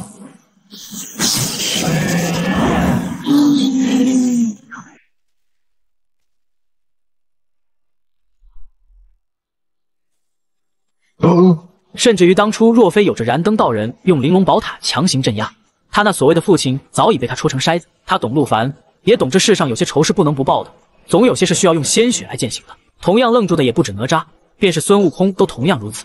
这熟悉无比的声音让他想起了在方寸山的时日，他还是那个战战兢兢跪在蒲团上聆听大道真言的小小石猴。他想起了师傅教他72变时的耐心，想起了师傅传他筋斗云的提点，也想起了被逐出师门时师傅那决绝又不忍的眼神。他原以为从此后这方世界便只剩下自己，不想他竟再次听到那令他魂牵梦绕的声音。同时他也有了师弟，有了这层身份在，孙悟空看向陆凡的眼神不再是看待一个有趣、值得同情的后辈，而是家人，是出自同一个地方、拜过同一个师傅的同门之情。想到刚才陆凡拜师时的熟悉嘱托，如出一辙的警告，孙悟空不由得咧了咧嘴。师傅的性子便是如此。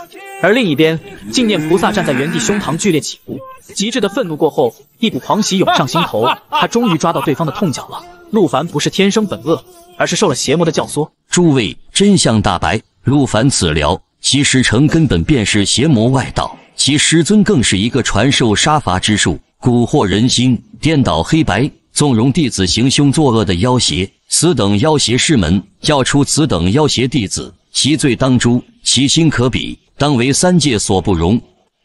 净念这一番话说的是义正言辞，他直接将私人恩怨上升到了正邪之争的高度。这下便是天庭众仙也不好再说什么。看着局势再次被自己所逆转，净念只觉得心中无比畅快。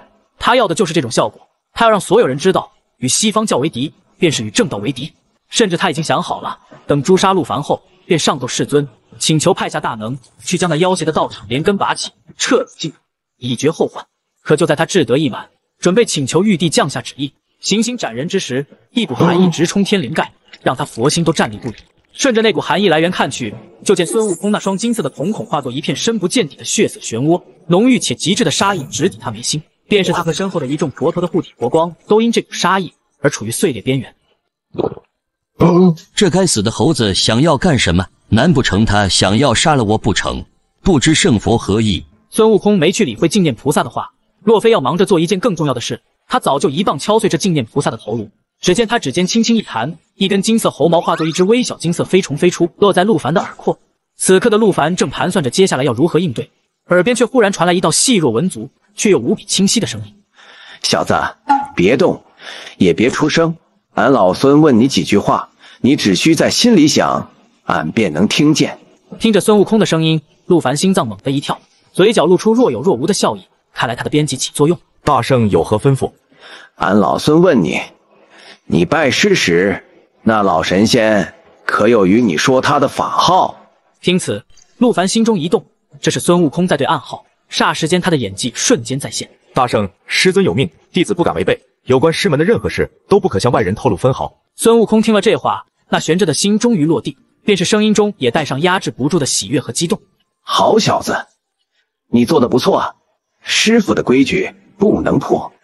不过俺老孙不是外人，实不相瞒，俺老孙也是师傅的弟子，而你则是我的师弟。我问你，师傅他老人家现在可还好？那洞府里可还有一片紫竹林，后山的桃子熟了没有？孙悟空一口气问出了外人绝不可能知晓的细节，陆凡也在心中倒吸一口凉气，表现出一个正常人该有的惊骇。师兄，大圣，竟然是您！师尊他确实曾提起过，说在他收的众多弟子里，曾有过一位天赋绝伦、心性最高的师兄，学成了通天的本领。弟子一直以为那只是师尊用来勉励我的传说，却不想那位师兄竟是名震三界的齐天大圣。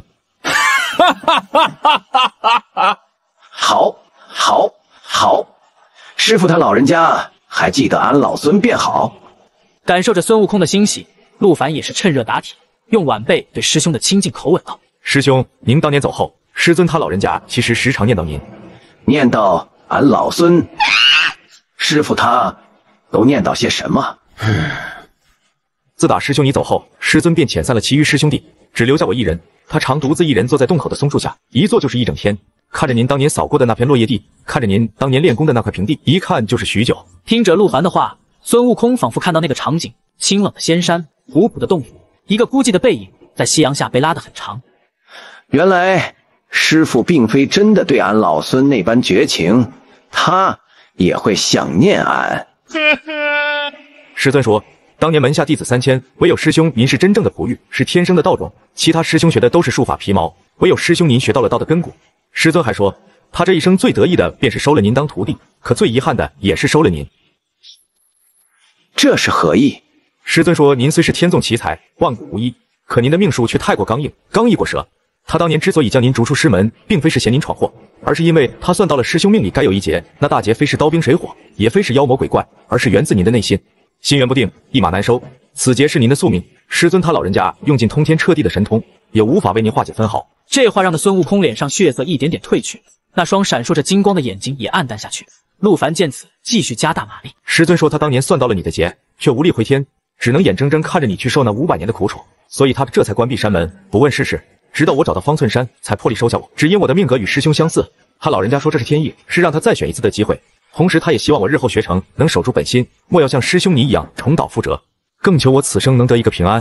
话到这，陆凡停住了，他已经将自己能编的一切都编完了，剩下就看孙悟空如何选择了。殊不知此刻的孙悟空亦是陷入了沉默。陆凡的话让他想起了五行山下的500年，那暗无天日的孤寂，风吹雨淋的苦楚。他想起了西行路上的14年，那紧箍咒带来的痛深入骨髓，那些面对师傅误解时的百口莫辩。他以为这一切的苦难都随着他被封为斗战胜佛而结束，可他真的能放下一切吗？师弟，你做得很好，师傅的苦心俺老孙都明白了，他老人家不想让你重走我的老路，俺老孙又何尝想让你再受俺老孙受过的苦？这斩仙台你上得，但这斩仙刀你挨不得，你且放下心，今日有俺老孙在此，天塌不下来。弟子明白。伴随着陆凡应下，孙悟空所画的金色小虫再次化作一道细小的弧线，没入耳后毫毛中，仿佛从未离开过。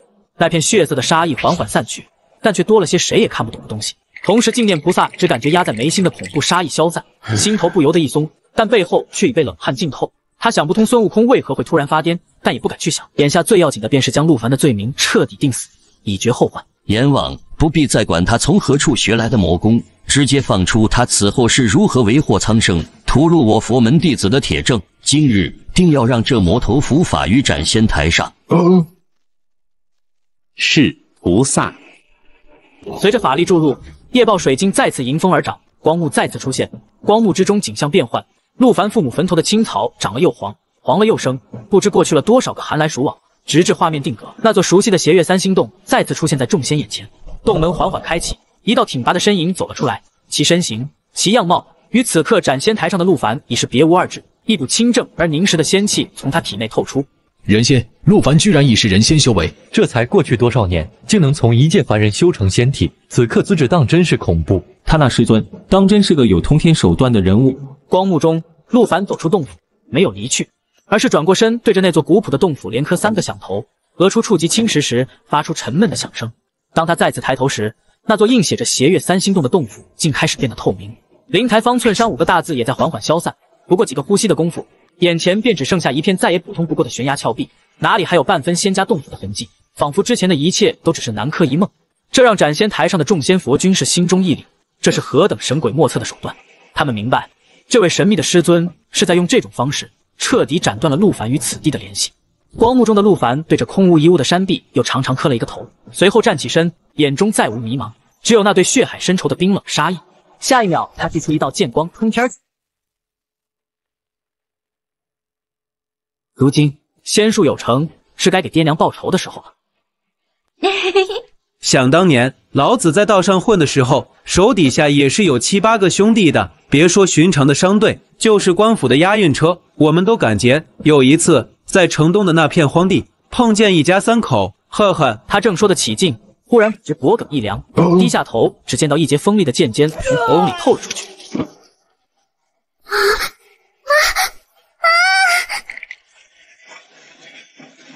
第一个，好俊的剑法，没有丝毫拖泥带水。随着话音落下，光幕上的画面开始飞速切换。第2个强盗死于赌坊的牌桌上，眉心一个血洞，死前还保持着抓牌的姿态。第3个强盗死在自家的床上，被窝里一片嫣红，连惨叫都未曾发出。一个又一个，陆凡循着仇恨的线索，将当年那伙强盗一个个从人海中揪出，送入地府。他的剑越来越快，越来越冷，他的人也越来越沉默。这份执着与狠厉，让所有旁观的神佛都感到一阵心悸。滥杀无辜，为一己私仇，在凡间掀起如此杀戮，世人命如草芥，此等行径与魔头何异？哼！菩萨此言差矣，他杀的是当年害他家破人亡的凶手，何来无辜一说？有仇报仇，有怨报怨，天经地义。怎么到了你嘴里就成了滥杀？冤冤相报，何时能了？他心中只有杀戮，早已被仇恨蒙蔽，坠入魔道。俺老孙看这小子的道明白得很，谁欠了他，他就找谁去要，清清楚楚，明明白白，比某些嘴上说慈悲，背地里干些烟杂勾当的要强上10000倍。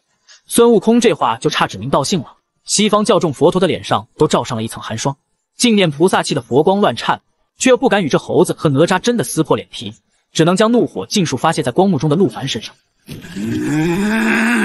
看下去，你们都看下去，看他最后是如何丧心病狂，将屠刀挥向我佛门清净地的。陆凡已杀尽了所有能找到的仇人，如今只剩下最后一个，也是最重要的一个，那个亲手射杀他父亲的独眼龙。他回到了阔别10余年的故土，再次回到镇子东头时，却发现原本那座破败的寺庙竟变得金碧辉煌，香火鼎盛，来来往往的香客络绎不绝。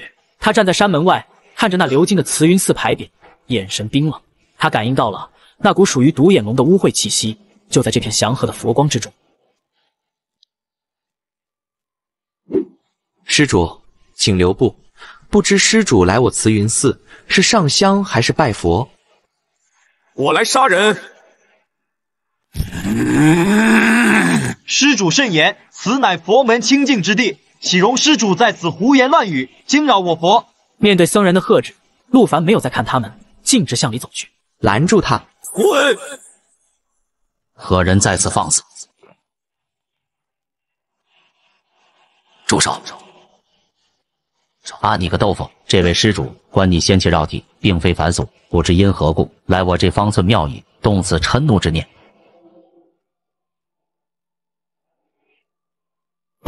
把他交出来，我杀了他就走。法云禅师顺着陆凡的剑锋看去，见到独眼龙时眉头微皱，随即宣了一声佛号。啊，你个豆腐！施主说教了，你所指之人乃我座下弟子，法号慧悟，他一息向佛，早已斩断尘缘，不知施主与他有何冤仇？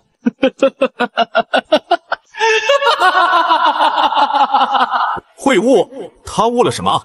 是悟了杀人放火之后，只要剃个光头，披上袈裟，就能心安理得吗？10年前，这个畜生在城东荒野杀我父，又追杀我母，此等血海深仇，你跟我说他斩断了尘缘？此言一出，满场皆惊，那些围上来的僧侣脸上更是写满了震惊与骇然。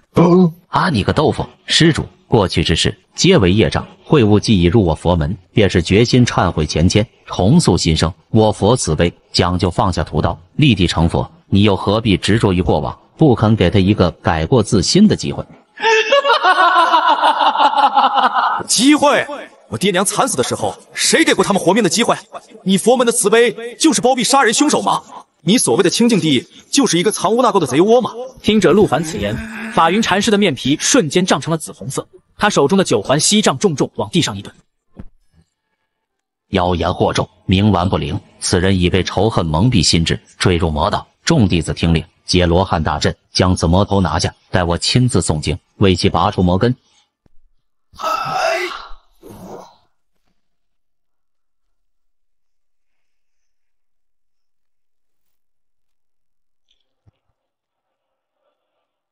找死！陆凡眼中杀机暴涨，他等这一天已经等太久了。青色的仙气自他体内轰然爆发，手中长剑发出一声清越龙吟，整个人迎着那张金色巨尾，化作一道青色流光冲了上去。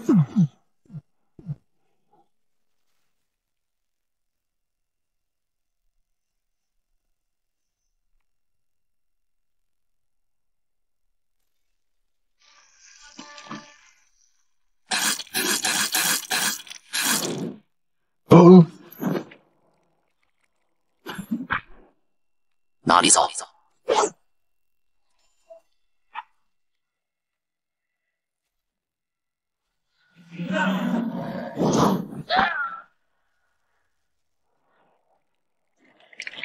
是你这个小杂种，当年就该连你一起杀了。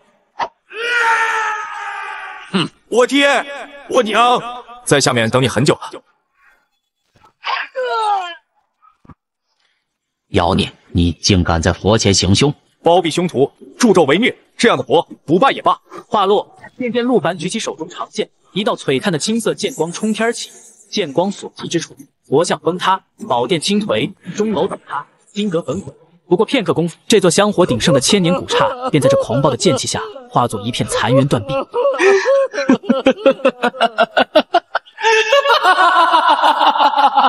爹娘，孩儿终于为你们报仇了。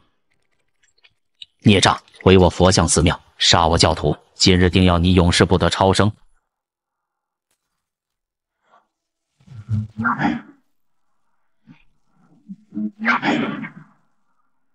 此刻整个斩仙台鸦雀无声，所有仙佛的目光都定格在光雾消失的地方，久久无法移开。前因后果一清二楚，这是一场没有半分悬念的复仇。天庭仙官们的面色也是复杂到极点，这让他们如何评判？说陆凡有罪，他为父母报血海深仇，天经地义；说他无罪，他确实毁了一座传承千年的古庙，更是在佛门禁地大开杀戒。净念菩萨更是颤抖着身体，面色由青转白，胸膛剧烈起伏着。不行，我不能就此认栽。若是今日不能将陆凡以雷霆手段镇杀，那我西方教的脸面将荡然无存。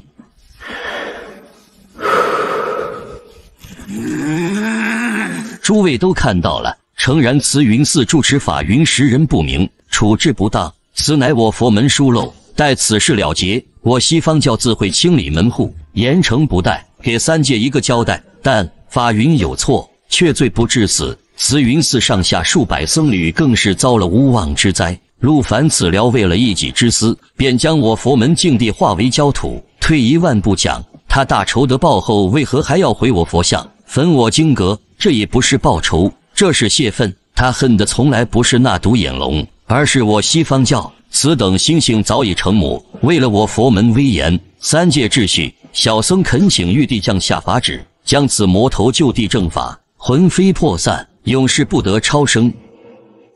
话才落下，净念菩萨朝着凌霄宝殿的方向深深一拜，众佛陀罗汉也齐齐躬身，口宣佛号。阿弥陀佛。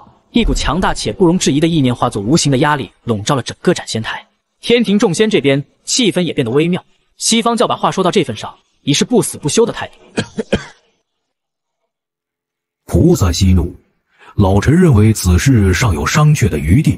陆凡此子毁寺杀僧，触犯天条，其罪难逃，此乃其一然。事出有因，其情可悯。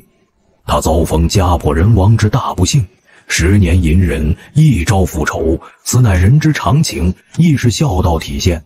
此乃其二。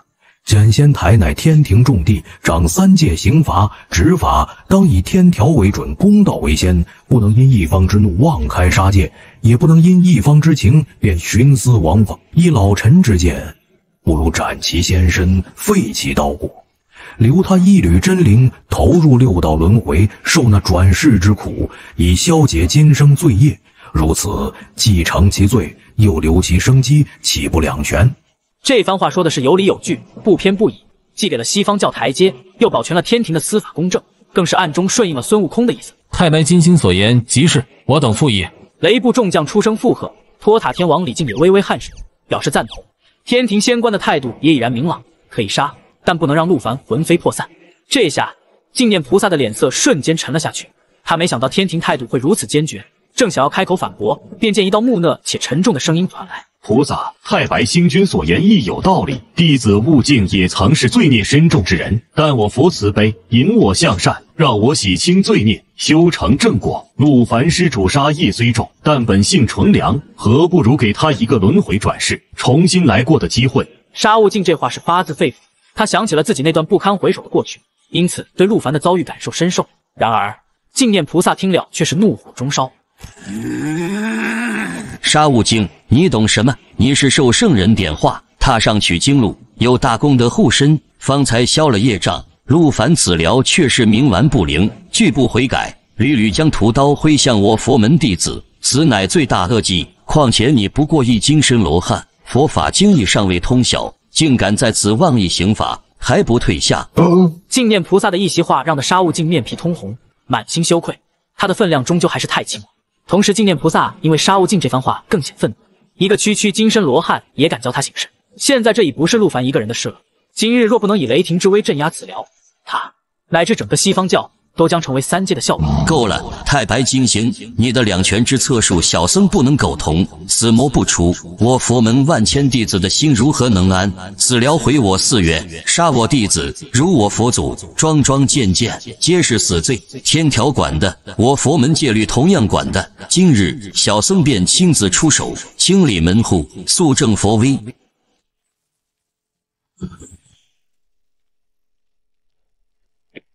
这是佛门的惩戒之刃，专斩犯戒之徒，能断仙体，灭神魂。这一刀下去，陆凡必是形神俱灭的下场。魔头受死！这一刀速度之快，威势之猛，让在场所有神仙都心头一紧。眼看那刀锋就要触及陆凡的发梢，就在这千钧一发之际，一声震动九霄的巨响毫无征兆的爆开。只见一根神威弥漫的金色神铁蛮不讲理的横亘在陆凡与戒刀之间，散发着镇压寰宇霸道气息。众仙的目光极为震撼，只因那根柱子上篆刻着他们无比熟悉的5个大字：如意金箍棒。俺老孙倒要看看，今天谁敢动手！孙悟空的声音响彻全场，净念菩萨看着那散发着神威的神铁，只觉得身体发冷，深深的无力感涌上心头。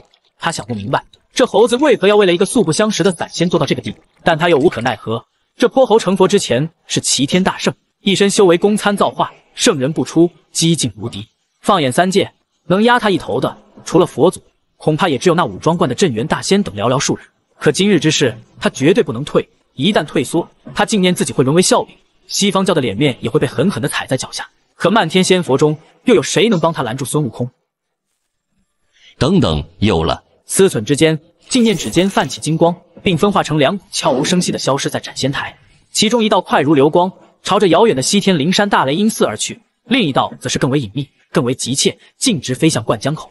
如今这3界中，他能想到的，也极有可能愿意与这猴子掰手腕的，便只有那位了。天庭出了名的刺头，听调不听宣的清源道妙真君、二郎显圣真君、杨戬，谁都知他与孙悟空互看不顺眼，这么多年来一直想要与其分个高低。如今他只要告诉二郎真君孙悟空要砸场子，那以真君高傲的脾气，必定会第一时间提着3尖2刃刀赶来。这一刻，静念都觉得自己真是太聪明了，短短时间居然便想出了这唯一可行的破局之法。现在他所要做的就是拖延时间。斗战胜佛，你这是何意？此辽罪大恶极，乃是我佛门之叛徒。小僧出手清理门户，乃是分内之事。圣佛，你同为我佛门中人，为何要阻拦？他刻意点出斗战胜佛的封号，就是想用身份和规矩来框住孙悟空。天庭的众仙此刻也从那毁天灭地的冲击中回过神来，他们看着那根神威弥漫的金箍棒，一个个冷汗直流，心惊肉跳。完了，这猴子真的发疯了！这斩仙台不会要变成第2次大闹天宫的战场吧？大圣息怒啊！太白金星现在是真的怕了，这猴子当年连凌霄宝殿都敢打，还有什么地方是他不敢砸的？大圣有话好说，净念菩萨也是一时情急，并非有意冒犯。陆凡之事尚有转圜的余地，万万不可动武，伤了天庭与西天的和气啊！大圣，三界自有法度，你若有异议，大可上凌霄宝殿面呈玉帝，自有公断。在此地动用神兵，已是触犯天规，还请三思。此刻谁也不敢去说孙悟空的不是，只能一个劲的劝，一个劲的打圆场，生怕这猴子一不高兴，先把这盏仙台给拆了。然而孙悟空对众人的劝说都置若罔闻，他没有解释，也不屑于解释。陆凡他保定了，谁也不能动他，谁动谁死。净念菩萨见孙悟空油盐不进，心头愈发焦急。杨戬赶来需要时间，佛祖那边也还没回话，这场面一个处理不好，他自己恐怕就得死。大圣，小僧知道您神通广大，战力无双，可此事关乎我佛门清誉。您是斗战胜佛，是护法之佛，维护佛门尊严，您亦有责任啊！您今日护住此辽，看似是行了侠义，实则是动摇了我佛门的根基。此等后果，您担当得起吗？此刻的净念菩萨已然顾不了那么多了，直接动用大义，甚至搬出了佛祖当作威胁。大圣，此事小僧已禀明我佛如来，您真的要为了一个不相干的散仙忤逆佛祖的法旨吗？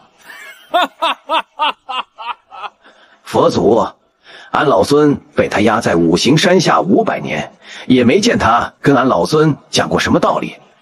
如今俺老孙想保个人，倒要跟你讲道理了。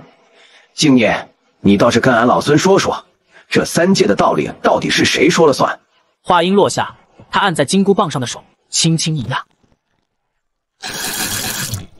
斗战胜佛也。悟空，休要放肆！忘记先前为师与你说的吗？伴随着声音的出现，原本暴力的孙悟空瞬间收敛了气势。众仙惊疑不定，循着声音看去，便见唐三藏身穿一袭月白色僧袍，自南天门的方向走来。所过之处，森严的天兵天将阵列无声地向两侧分开，让出了一条通路。悟空，休要放肆！还不收了神通！师傅。此刻西方教中的沙悟净见唐三藏的身影，再也无法保持镇定。他快步走出，来到唐三藏面前，长长跪倒，额头触地，身体因激动而微微颤抖。他刚才受了净念菩萨的当众训斥，心中满是羞愧与委屈。此刻见到师父，就像是受了欺负的孩子见到了家长，所有的坚强瞬间瓦解。同样的这一声师父，也如一道惊雷，炸醒了在场的所有人。旃檀功德佛，他怎么来了？来了好啊！要是再不来，大圣都快要将斩仙台给拆了。毕竟这三界之中，能够压得住孙悟空的也就寥寥几人，但要说真正能管得住的，只有面前这一人——旃檀功德佛唐三藏。怎么会是旃檀功德佛？他记得派人去请的是佛祖，但怎么来的却是这位功德佛？不过当前也容不得他多想，只要有人能压住那只泼猴就行。弟子净念参见旃檀功德佛。悟净，起来吧！西行之路早已攻城，你亦正得罗汉金身，何须再行此大礼？今日之事，辛苦你了。弟子不辛苦，见到师傅，弟子便心安了。安抚好沙悟净，唐三藏这才抬眼望向脸色变幻不定的净念菩萨以及西方教众。参见旃檀功德佛。净念菩萨，诸位大德，贫僧有礼了。功德佛来得正好，此地有妖猴作乱，不顾佛门情面，强行干涉我教中事务，还请功德佛出手，将其规劝降服，以正视听。好快的变脸，刚才还是斗战胜佛，现在就直接是妖猴了。是非曲直，尚在两说。贫僧那猎徒顽劣，惊扰了菩萨与诸位大德的清修，是贫僧管教不严之过。此事缘由，贫僧还需细细问过，方能论断，叨扰诸位了。此刻的太白金星像是看到了救星，连忙领着一众仙官迎了上来。旃檀功德佛大驾光临，我天庭荣幸之至。您可算来了，再不来，这斩仙台怕是都要保不住喽。星君言重了，贫僧弟子顽劣，在天庭种地放肆，是贫僧的不是，改日定当背上薄礼，亲上凌霄宝殿，向玉帝陛下请罪。师傅，俺老猪在呢，俺可乖了，啥也没干。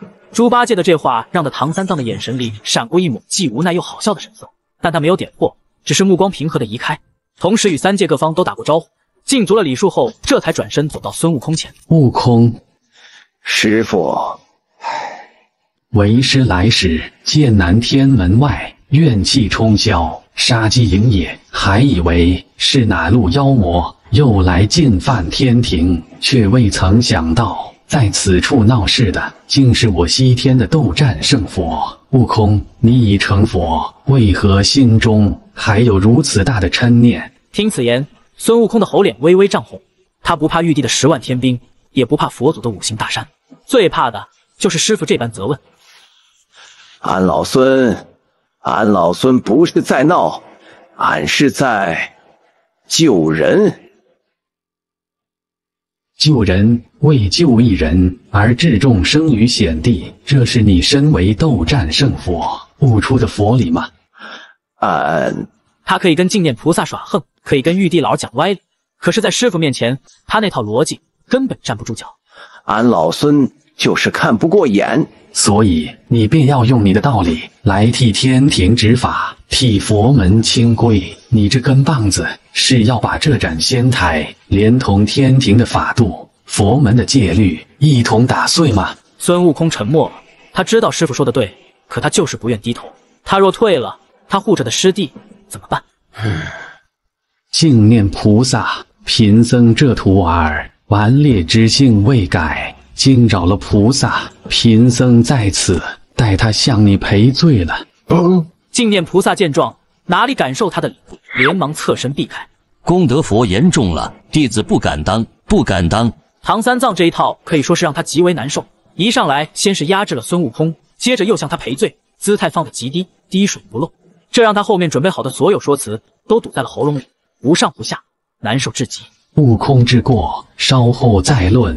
贫僧此来是为法，亦是为人情。法是天道之法，佛门之法；人情是故人之情，亦是众生之情。此事的前因后果，贫僧在来的路上也已知晓了大概。净念菩萨，贫僧只问一句。此刻唐三藏的声音变得前所未有的严肃。慈云寺包庇凶徒10年，以佛门清净的为杀人魔头提供庇护，此事可是事实？什么？话题怎么就到这了？净念菩萨的面皮猛地一僵，对上唐三藏那双古井无波的眼睛，心头竟是遏制不住的一颤。他无法否认，业报水镜之中，因果历历在目，3界神佛皆是见证，但他不能认，认了便等同于承认他之前所有的义正辞严都成了一场笑话。功德佛所言确有其事，然此事须观其本，而非其表。我佛之门，非审判之庭，乃是度化之舟。法云禅师当年所见，非是一个杀人凶徒，而是一个愿意放下屠刀，叩首于我佛座前的迷途羔羊。法云之过，在于其慈悲之心，用之非人，错信了那凶徒的忏悔之心。陆凡之罪，则在于其魔性深执，拒不回头。他手刃仇敌之后，非但不感念我佛门为其留下一线寻仇之机，反而迁怒于整座寺院，将那数百无辜僧侣尽数屠戮。功德佛，难道在您眼中，法云禅师一时不察的善念之师，其罪竟重于陆凡此辽屠戮数百人之滔天恶行吗？若为存小义而舍大义，为权一人之私仇而罔顾百家之性命，这恐怕并非我佛法之真意吧？这一番话说的是偷梁换主，避重就轻。天庭众仙闻言，不少人微微颔首，觉得此话亦有几分道理。毕竟，相较于一个寺庙的处置不当，屠戮数百人的罪孽，确实显得更为深重。然而，唐三藏听完，脸上那份平静没有丝毫动摇。菩萨此言，听之自有悲悯，实则是混淆了善恶之根，颠倒了因果之序，度化与包庇，一念之差，谬以千里。贫僧问你，何为度化？度化者，度其心，非度其身，是令其真心忏悔，弥补前愆，直面己身之罪。若那凶徒真心悔过，法云当作之事，是将其送交官府，坦陈罪行，以求国法宽恕，而后再以佛法导其向善，方为正道。可他做了什么？他为其剃度，赐其法号，将其葬于寺中，享受香火供奉。这不是度化，这是纵容，是让他逃避罪责，心安理得地将血腥的过往用一袭袈裟轻轻掩盖。若心魔未除，执念未消，剃度披发，不过是换了一身皮囊的恶鬼，何来心生可言？唐三藏说一句，便向前踏出一步。那月白色的僧袍无风自动，一股无形的源自大道本源的威势从他那文弱的身躯中散发出来，竟逼得净念菩萨脑后的佛光都开始微微晃动。菩萨只见到那凶徒手中的屠刀放下了，可曾见到陆凡父母倒在血泊中的冤魂？可曾安息？菩萨只见到陆凡毁了寺院，可曾见到那座金碧辉煌的寺庙是建立在一个家破人亡的悲剧之上？菩萨口口声声言那数百僧侣无辜，贫僧再问你，当那凶徒在寺中安享10年太平之时，他们可有一人站出来为那枉死的冤魂说过一句公道话？他们享受着凶徒带来的香火，庇护于沾满鲜血的屋檐之下，他们当真无辜吗？一声声质问如暮鼓晨钟，振聋发聩。斩仙台上鸦雀无声，所有神佛都被这番话震慑当场。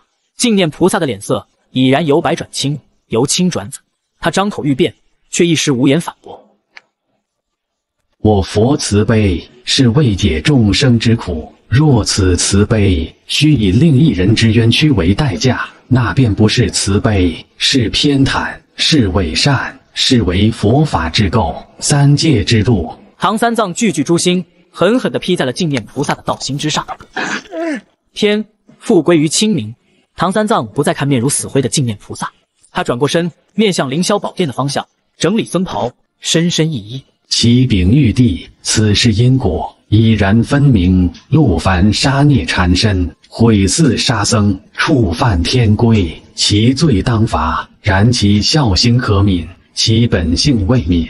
贫僧恳请陛下天恩，斩其仙身，废其道果，留其一缕真灵，投入6道轮回，历经百世之苦，以消今生罪业。慈云寺住持法云，身为佛门弟子，却不辨善恶，包庇凶徒，致使冤屈不得伸，仇恨的滋长，实为此案之祸首。贫僧以为，包庇凶徒者与凶徒同罪，亦当废其修为，打入九幽之地，永世不得超生。至于慈云寺众僧，既享不义之供奉，便当成连坐之罪责，当尽数逐出佛门，轮回百世，生生世世，体味人间疾苦，方能明白何为真正的慈悲，如此方为公道。一番话，条理清晰，赏罚分明，既罚了陆凡，也判了慈云寺，更是将此事的根源剖析得清清楚楚。不愧是旃檀功德佛，这才是真正的公允。旃檀功德佛所言，乃是池中之论。老臣复议。雷部众将复议。天庭仙官的态度在这一刻达成了空前的一致。这看似美好的结局就这样达成了，可人群中孙悟空却是急了。废去道行，打入轮回，若是放在半个时辰之前，这无疑是最好的结果。可现在不行，陆凡是他的小师弟，是菩提祖师他老人家，在自己之后唯一承认的传人。师傅他老人家当年眼睁睁看着自己立那滔天大劫而无能为力，引为毕生憾事。如今他又怎么能眼睁睁看着这唯一的师弟重蹈覆辙，甚至下场更为凄惨，废去修为，打入6道轮回？这跟死了有什么区别？这绝对不行。但又不能将陆凡与他的关系公之于众，且若是说了，那无异于是打了师傅的脸。怎么办？此刻同样着急的不止孙悟空，便是净念菩萨都觉得头大无比。起初他以为这是一件简单不过的事，甚至在佛祖面前夸下海口，现在看来这完全就是烫手山芋。可他能说什么？当着众仙佛的面反驳唐三藏的话，先不说他会不会成为3界的笑柄，便是孙悟空恐怕都会在他出口的那一瞬将他打成肉泥。如今他只能自认倒霉，将这份苦楚咽下。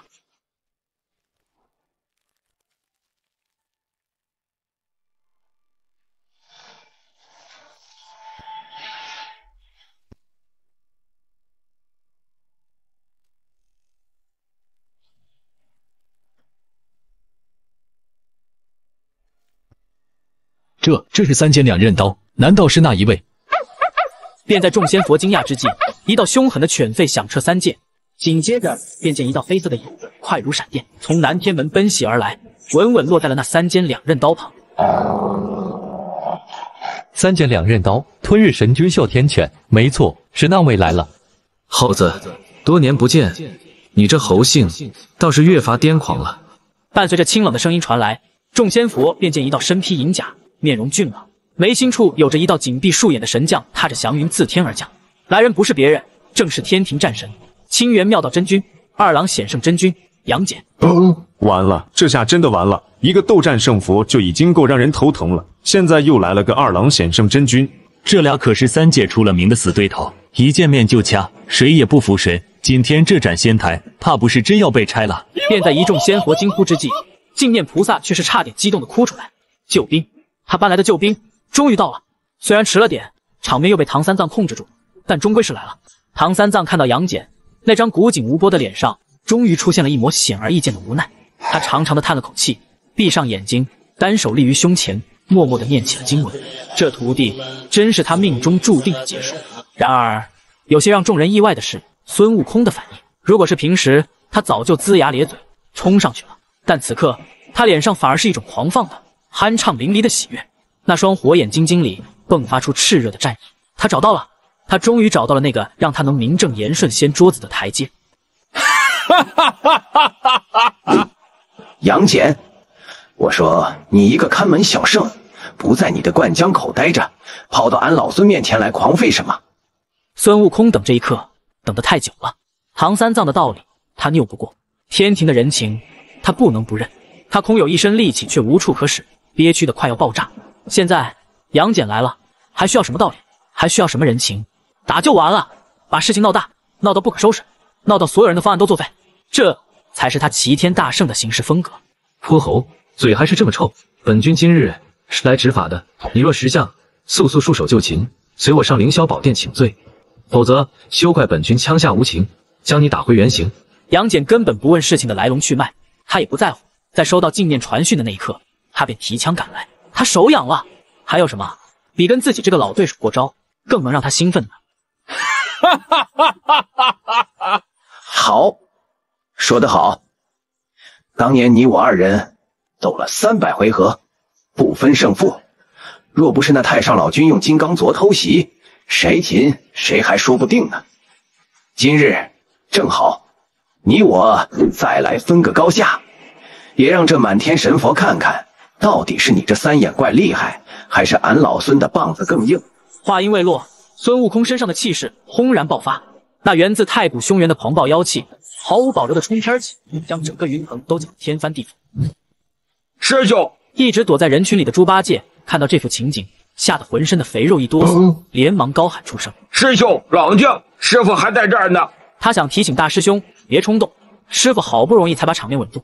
可孙悟空哪里还听得进去？他猛地一跺脚，身形化作一道金光，手中的如意金箍棒砰，携着撕裂苍穹的万钧神力，朝着杨戬的头顶狠狠砸下。这一棒凶猛纯粹，没有丝毫的留手。来得好！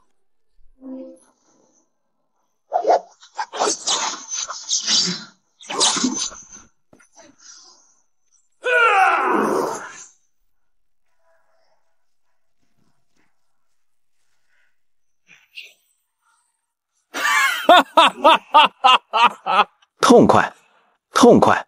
孙悟空长笑连连，他手中的金箍棒在他手中化作一道泼天的金色风暴，一记横扫便有万钧之势，足以荡平山川；一记怒劈便能撕裂长空，引动风雷。而杨戬则如中流砥柱，于这狂风暴雨般的攻势中岿然不动。清越的金铁交鸣之声，震得九天云海翻腾不休。泼猴，你就只有这点蛮力了吗？杨戬冷喝一声，抓住空气，身形向前一闪，手中三尖两刃刀刀锋一转，快若奔雷，蕴含无匹的锋锐之气，直削孙悟空的咽喉。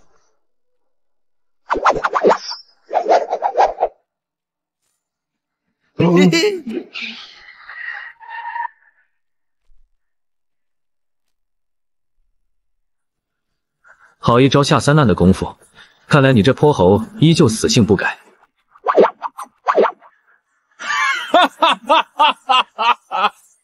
杨戬小儿，俺老孙手段可是多着呢。两人一追一逃，瞬间便站至九天之上。下方的众仙佛一个个面色惨白，布下层层仙光结界，才勉强抵御住那不断扩散的战斗余波。星君，不能再让他们打下去了，再打下去，这南天门都要被他们拆了。天王说的轻巧，谁敢上去劝？谁又能劝得住？要不你去……李靖瞬间涨红了脸，最终还是选择怂了。在这种事情上怂，不丢脸，没人会觉得怕孙悟空和杨戬有什么奇怪的。最后，众仙佛只能求助的目光看向唐三藏，可唐三藏只是闭目诵经，他自己也有点绷不住。本来好好的局面，怎么二郎神突然来了？这家伙不是听调不听宣吗？平时玉帝都指挥不动的，怎么今天这么积极？吃错药了？就在众仙焦急万分之际，天穹之上的战局再生变化。杨戬久攻不下，也失去了耐心拉开距离，悬停如云端，手中云变八九玄功。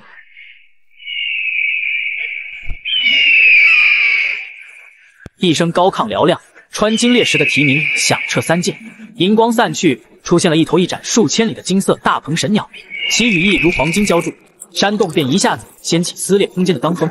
弼马温，看我如何撕了你！来得好，小的们，给俺老孙出来！霎时间，漫天金光闪耀，那数百根猴毛镜全化作了与孙悟空一模一样的身影，个个手持金箍棒，身披锁子甲，目放神光，妖气冲天，此乃身外身法。数以百计的孙悟空组成军阵，将杨戬所画的金色神鸟围困，喊杀声震天。巨大的金色神鸟在无数个孙悟空组成的军阵中横冲直撞，他利爪挥舞，便有7、8个猴子分身被撕成碎片，化作毫毛飘散。他铁慧啄下，便将一个分身连同其手中的金箍棒一同啄碎。然而孙悟空的分身实在是太多了，他们前仆后继，悍不畏死，有的跳上大鹏的后背用棒子猛砸，有的抱住大鹏的翅膀用牙齿撕咬，有的则专攻其双目进行骚扰。一时间，饶是杨戬所画的大鹏神鸟神通广大，也被这无穷无尽的猴子军团搞得手忙脚乱，发出一阵阵愤怒的啼鸣。可恶的泼猴！杨戬久战不下，心中怒火升腾，他猛地振翅高飞，脱离了猴群的包围，悬于高天之上。巨大的鸟头之上，眉心的位置，一道竖纹缓缓裂开，第3只眼开了。一道洞彻本源、破灭万合恐怖金色神光从那只树眼中爆射而出，神光所过之处，那些悍勇猴的分身连惨叫都来不及发出一声，便瞬间气化、蒸发，化为虚无。只是一瞬，那片金色的猴毛云海便被这道神光清出了一条笔直的通道。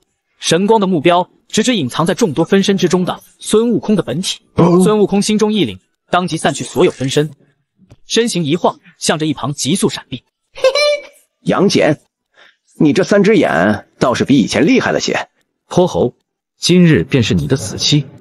哼，挨打可不是俺老孙的风格。打天象地。随着话音落下，他的身躯以肉眼可见的速度疯狂暴涨，10丈、100丈、1000丈、万丈。转眼之间，孙悟空便化作一尊头顶天、脚踏地的万丈巨猿。他浑身散发着金光，如同神经铸就，肌肉虬结，充满了爆炸性的力量。那双火眼金睛此刻大如日月，迸射出足以焚毁一切的神焰。他手中的如意金箍棒也随之化作一根真正的擎天之柱，被他握在手中。面对那再次射来的毁灭神光，万丈巨猿发出一声震动三界的咆哮，竟是不闪不避，抡起手中那根巨大的神铁，朝着神光狠狠砸了过去。给俺老孙破！擎天神柱与毁灭神光在半空中轰然相撞，无法用言语形容的大爆炸发生。一轮比太阳还要耀眼夺目的光球在天穹之上骤然亮起，将整个天庭都映照得一片惨白。毁灭神光竟被这一棒硬生生砸得粉碎。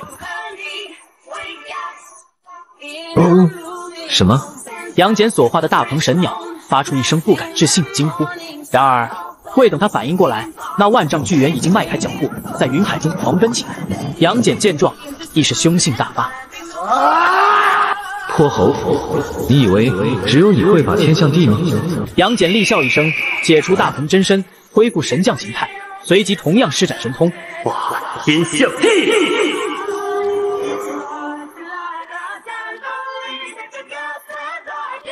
一尊万丈高的金甲巨人出现在天穹之上，手持同样巨大化的三尖两刃刀，与孙悟空遥遥相对。泼猴，死来！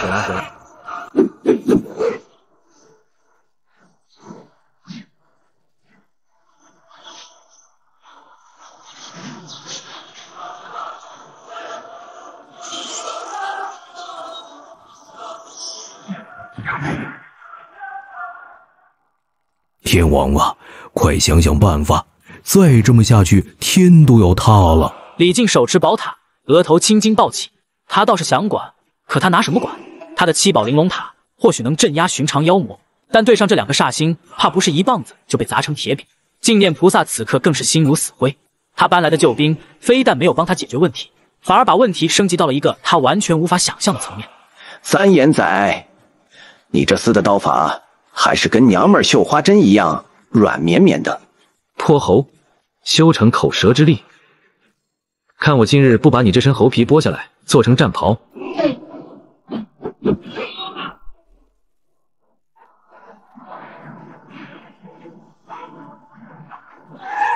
够了！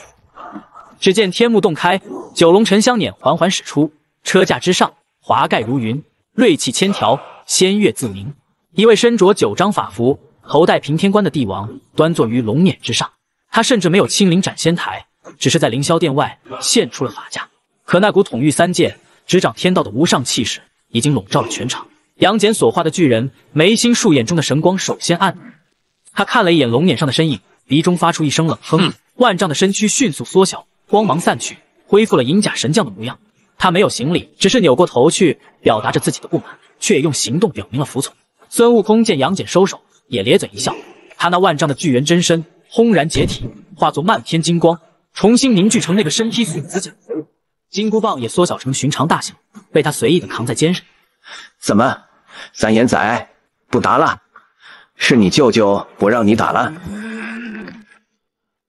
悟空，知道了，师父真啰嗦。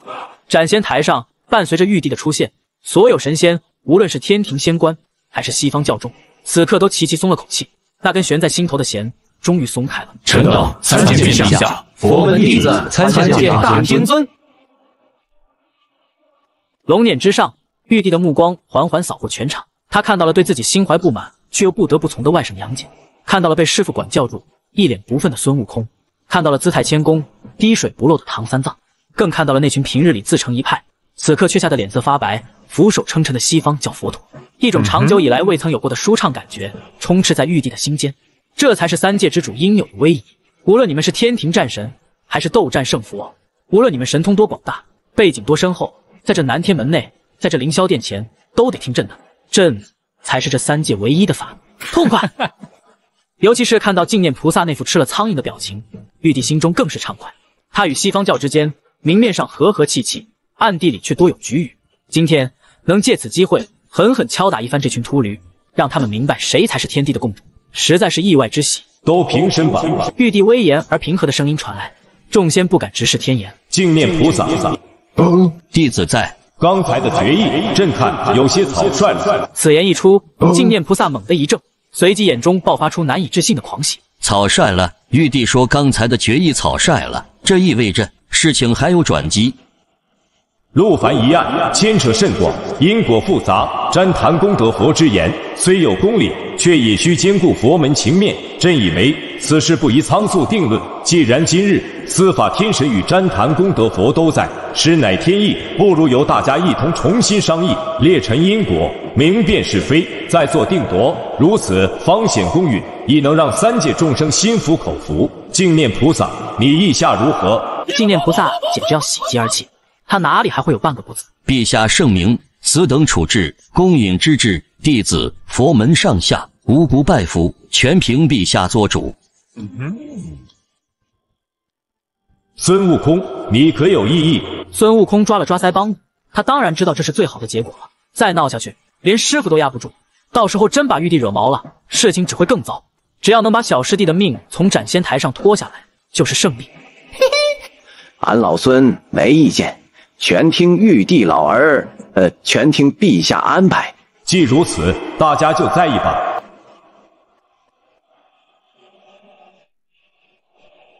伴随着玉帝的离去，斩仙台上的众仙佛瞬间松了口气，脸上也都带着喜色。不过在这皆大欢喜的氛围里，唯有两人的神色依旧，一个是杨戬，一个是唐三藏。此刻的杨戬手持三尖两刃刀站在一旁，他与孙悟空是宿敌，没有人比他更了解这只猴子。这猴子傲慢自负，无法无天。可今天这猴子为了一个素不相识的散仙，先是低声下气地求遍了天庭仙官，求不动便当场翻脸，不惜与整个西方教为敌，甚至不惜在斩仙台上大动干戈。这只猴子什么时候变得如此古道热肠，如此富有同情心了？杨戬不信，这背后一定有他不知道的缘由。这只猴子越是表现得理直气壮，就越说明他心里有鬼。至于唐三藏，则比杨戬想得更深一层，同时也比杨戬更困惑。他的困惑源于孙悟空前后矛盾的行为。当时悟空哀求他，只要能保下那陆凡的真灵，不让他形神俱灭，能入轮回就行。可来了之后，他便倒了净念的歪理，也保住陆凡一缕真灵入轮回的结果。按道理说，这应该是孙悟空最想看到的结果，可自己这个大徒弟反而不满意了，甚至与杨戬大打出手。这中间一定发生了什么他不知道的变故，但那变故又是什么呢？诸位，陛下已有旨意，此事需重新商议，不知各位仙家佛爷有何高见呢？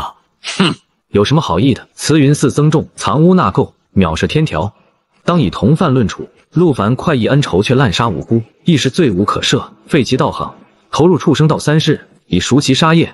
此事到此为止，干净利落。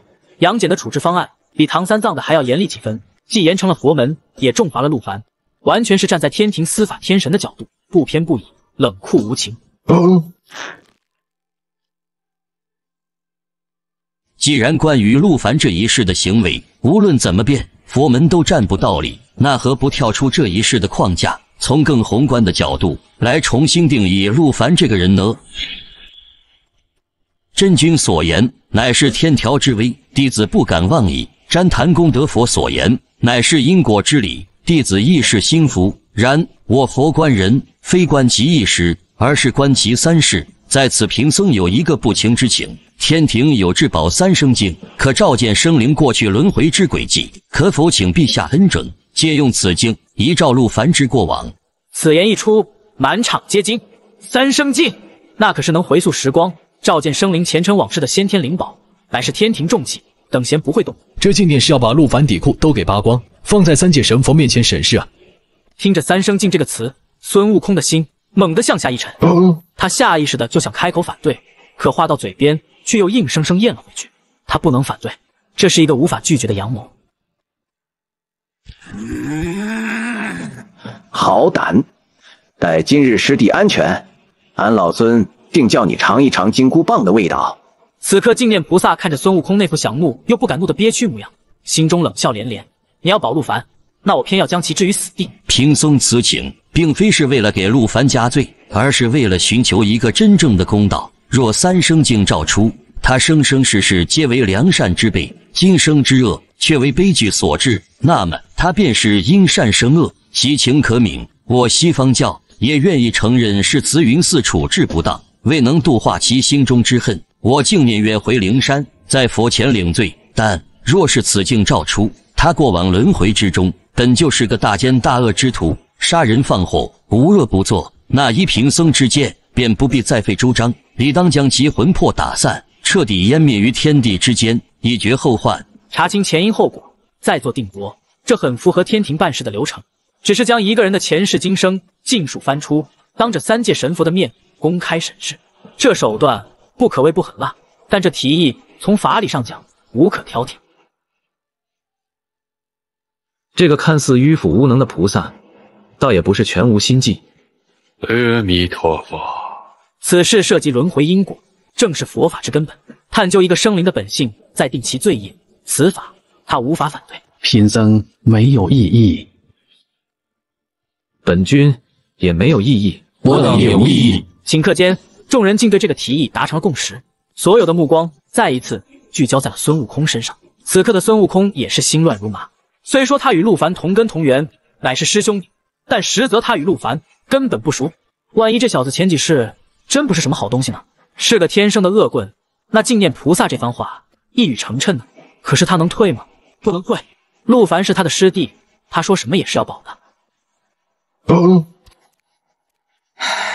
悟空，净念是吧？俺老孙记住你了，以后你可千万别闭眼。孙悟空这突如其来的动作让的所有人都吃了一惊，众人都以为这猴头是要劫法场。师弟，我且问你，那秃驴要查你的前世，你已成仙，可以照彻自身的过去未来。你给俺老孙一句准话，你到底有没有问题？你若真是个好人，俺老孙今天就是把这天捅破，也保你周全。你若真有问题，现在说了，俺老孙也好想别的法子。此刻的孙悟空已经做好了最坏的打算。如果陆凡真有问题，他说什么也要搅黄了这场审判，先把人带走再说。不过陆凡却很淡定，看着近在咫尺的猴王，眼神清澈平静，没有半点身处绝境的慌乱。他用只有2人能听到的声音轻声唤道：“师兄，放心。”4个字，再无多言。孙悟空也是一怔，看着陆凡那双坦然的眼睛，看着他脸上的从容，心中的万千焦躁竟奇迹般的平复了下来。是了，师傅他老人家的眼光怎么会错？能被他收入门墙的，又怎么可能是那等奸恶之辈？我真是急昏了头。瞧着大笑的孙悟空，众仙都懵，这猴子又是发的哪门子疯？查，就依你说的，给俺老孙查。但要是查不出个1、2、3，俺老孙的金箍棒可不讲情面。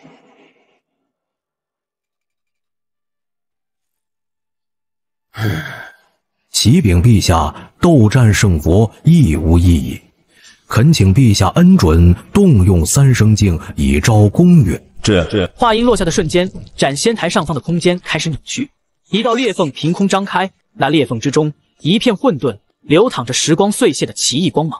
一面古朴的铜镜从裂缝中缓缓浮现，那镜子约有1人高，镜框由不知名的青铜铸就，上面刻满了日月星辰、山川草木的古老图腾。这便是3生镜。它刚出现，一苍凉浩瀚古老的气息便弥漫开来，所有神佛无论修为高低，都感觉自己的元神在这面镜子前变得无比渺小。3生镜前，弟子净念，有一事所求，我等皆为仙佛，寿元悠长，若要一世一世的查看陆凡的轮回，不知要耗费多少光阴，想必诸位同道也无此闲暇。众仙闻言皆是点头。一个生灵的轮回，动辄成百上千世，真要一世世看下去，黄花菜都凉了。瞧着众仙模样，净念菩萨心中暗喜，要的就是这个效果。他要先用一个冠冕堂皇的理由堵住所有人的嘴，接着他露出了自己最锋利的獠牙。为节约时日，也为直指本心，弟子恳请3生镜不必追溯其完整轮回，只需精准查验，查其生生世世所有轮回之中，是否有过对上天神佛，心生不敬，口出怨言之举，是否有过触犯天条，违逆仙法之行。此言一出，整个斩仙台骤然死寂。他们终于反应过来了，这不是查验，这是构陷，这是一个完美的无法破解的阳谋。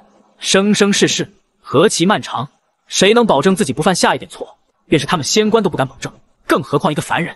依照这种说法，只要3生镜从陆凡那浩如烟海的轮回中找出一件，哪怕只是一件符合标准的罪证，净念菩萨就可以借此将陆凡打入万劫不复的深渊。歹毒，太歹毒了！这完全就是将陆凡钉死在斩仙台上了，谁能无过？然而，就在这风暴的中心，陆凡却淡定的不像话。他完全不在意净念给他设的局，现在满心只有对系统的好评。好用，是真的好用啊！编辑了一个灵台方寸山邪月三星洞关门弟子的身份，便能获得孙悟空的好感，避免了死亡。接下来又该轮到谁？如今第一难算是过了，但那三生镜与水爆业镜不同，前者能照出一个人的往生。若他想要安稳走下这盏仙台，那便需要继续编造履历，只是该怎么编造是一个问题。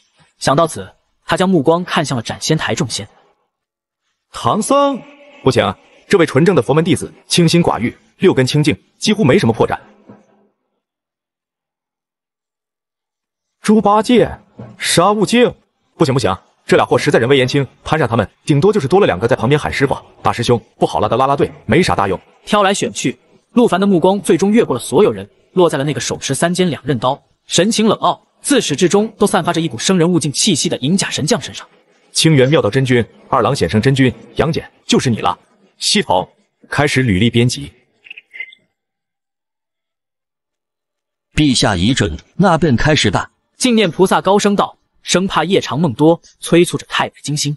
太白金星看了一眼孙悟空，又看了一眼面无表情的唐三藏，心中叹了口气，却也无可奈何。奉玉皇大天尊旨意，起三生镜，查验陆凡之轮回根性，明辨其善恶之源，查其生生世世，可有过对上天神佛不敬之举，可有过触犯天条仙法之行。随着太白金星话落，那三生镜上的混沌光芒开始旋转，形成一个深邃的漩涡。所有人的心都提到了嗓子眼。孙悟空的金箍棒握得咯吱作响，火眼金睛死死地盯着镜面，准备随时应对最坏的情况。唐三藏闭上了眼睛，口中无声地念诵经文。杨戬抱臂而立，冷漠的眼神中出现了一点好奇。光芒流转，镜面中的漩涡渐渐平息，一幅清晰的画面开始呈现。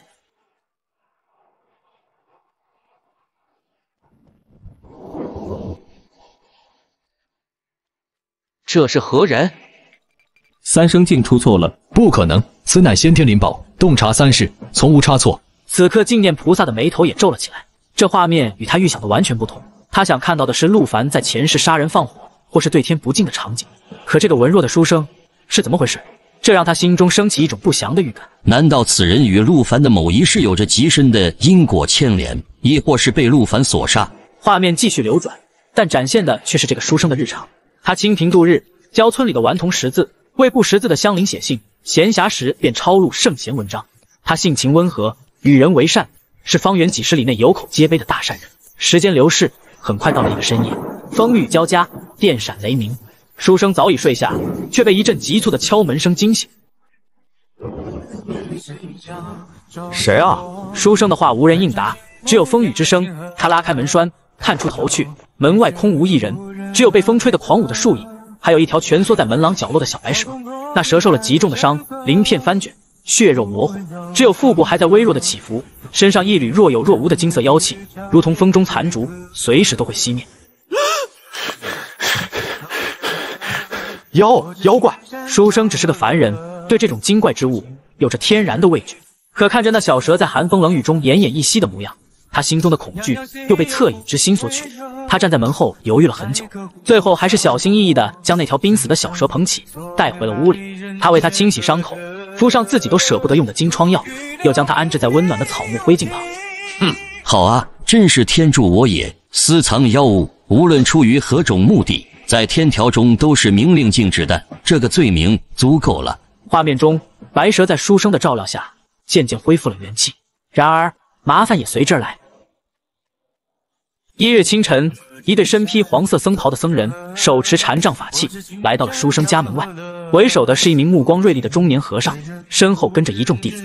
啊你个豆腐！施主，我等乃天水寺僧人，奉法旨追捕一条作恶多端的蛇妖，敢问施主，近日可曾见过一条通体雪白的妖蛇？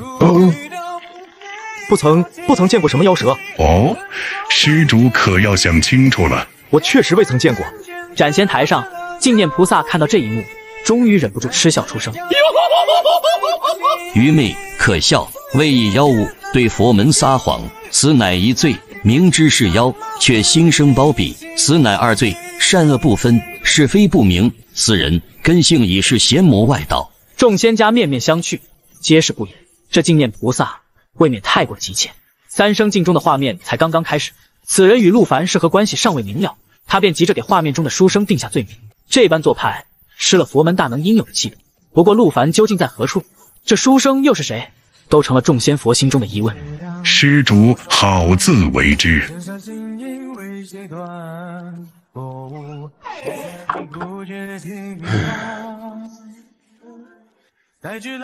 我也不知救你是对是错，但见死不救，我做不到。日子一天天过去，书生依旧教书抄经，悉心照料白蛇。他将自己本就不多的口粮分给他，夜里怕他受寒，便将草木灰烬抹得更净一些。白蛇的伤在书生的照料下，以肉眼可见的速度痊愈，他身上的妖气也从那缕风中残烛，渐渐变得凝实起来。他开始通晓人性，会用尾巴清扫书生的手腕，催促他休息；会在书生疲惫时，将头枕在他的手腕上，安静陪伴。一人一蛇在这间简陋的书斋中，形成了一种奇妙的共生。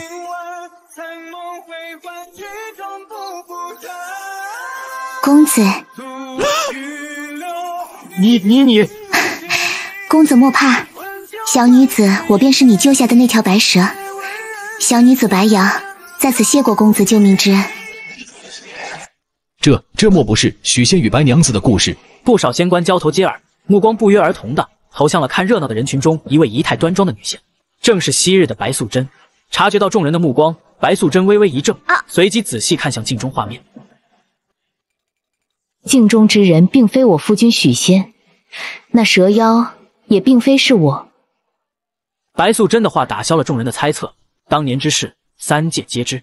他从雷峰塔下脱困后，便一直跟随骊山老母与观音大士潜心修行，早已斩断凡尘因果。既然不是白蛇传，那这又是哪一出？众仙均是好奇不已，净念菩萨也是脸色阴沉。他本以为抓住了把柄，没想到只是个开始。妖就是妖，人妖殊途，私情更是天道不容。我看你能演出什么花样来。听着白蛇的话，书生从最初的惊恐到慢慢接受了白瑶的存在。白瑶感念他的恩情，便留了下来，为他洗衣做饭，操持家务。清贫的书斋因为一个女子的到来，多了许多烟火气，也多了许多欢声笑语。书生教白瑶读书写字，白瑶便为他缝补浆洗；他为他讲解圣贤道理，他便为他讲述山野奇闻。日久生情是再自然不过的事情。他们相爱了，没有媒妁之言，没有三书六礼，只是在一个落满夕阳的黄昏，书生握住了白瑶的手，而白瑶没有挣脱。不久，白瑶有了身孕，10月怀胎，一朝分娩。随着一声响亮的啼哭，一个男婴降生。男婴出生的那一刻，三生镜的画面猛地一颤，镜中所有的景物都变得模糊，只有那刚刚降生的婴儿，其身上的一点真灵散发出无比清晰的光芒。那光芒的形态、色泽、气息与斩仙台上的陆凡别无二致。诸位请看，真相大白，三生镜之中的男婴正是陆凡的某一世轮回。此疗之根性以昭然若揭，人妖相恋，本就违背天伦，其诞下之子更是天地不容的孽障。他生来便带有妖气，根子里就是污秽的。此等根性，今生犯下滔天杀业，岂是偶然，乃是必然。罪证确凿，毋庸在意，请陛下下旨，请司法天神行刑，将其彻底诛灭，以正天罡。这个菩萨此言或有不妥。这孩子刚刚降生，尚是一张白纸，是善是恶还未可知，单凭其出身便定其死罪，是否过于武断？不错，出身如何，非是婴儿自己所能选择。我等修道之人看的是其后天之行，而非先天之根。若只因父母之过，便要株连其子，天庭的法度何时变得如此不讲道理了？菩萨此言差矣。佛门之中亦有不少大能的坐骑，本身便是精怪妖物出身，他们能潜心修行，侍奉佛祖，可见出身并非原罪。怎么到了此人身上，就成了必死的理由？是啊，观音菩萨的金毛吼，普贤菩萨的白象，文殊菩萨的青狮，哪一个不是大妖出身？自己用出身来定罪，岂不是把佛门自己的脸都给打了？哼！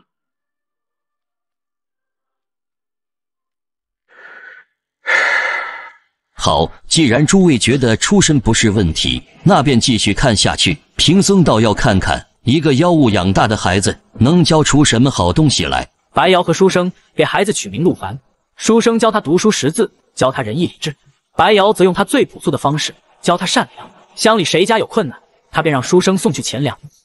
路上有石头碍事，他便在夜里悄悄用法术挪开。他是妖，却比许多人都更懂得慈悲。在他们的教导下，小陆凡一天天长大。他聪明、善良、活泼、孝顺。他会把学堂里发的糕点小心翼翼地藏在怀里，带回家给爹娘吃。他会帮着母亲照顾院子里的花草。他会趴在父亲的背上，听父亲给他讲那些圣贤的故事。此刻斩仙台上的众仙佛见着这一幕，脸上都不自觉露出了笑容。这看起来不过是一个普通不过的家庭，孩子也是普通不过的善良少年，任谁也无法将他和孽障2个字联系在一起。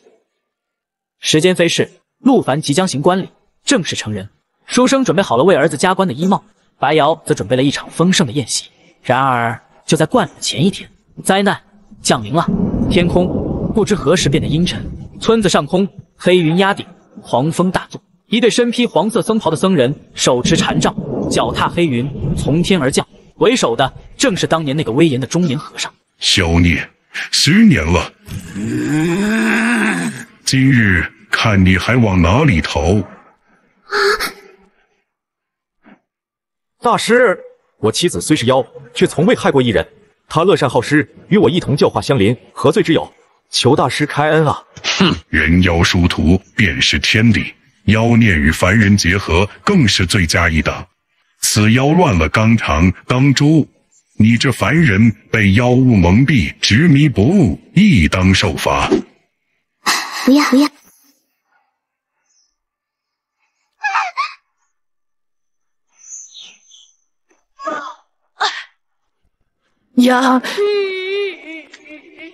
瑶儿，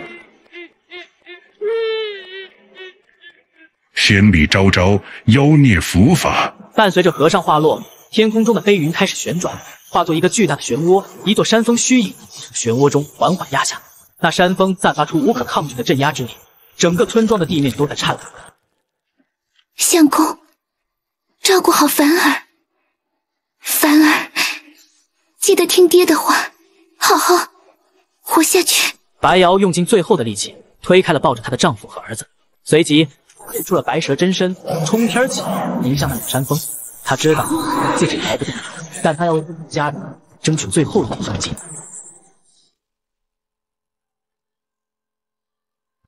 娘！少年陆凡眼睁睁看着母亲被从天而降的山峰压在远处的山谷中，发出轰隆隆的声音。为祸人间的妖孽已被我镇于此山之下，囚其100年，日夜受天火焚心之苦，以赎其罪。此刻的陆凡呆呆地跪在地上，望着远处那座囚禁了母亲的大山，脸上泪水纵横，眼中燃烧着刻骨的仇恨。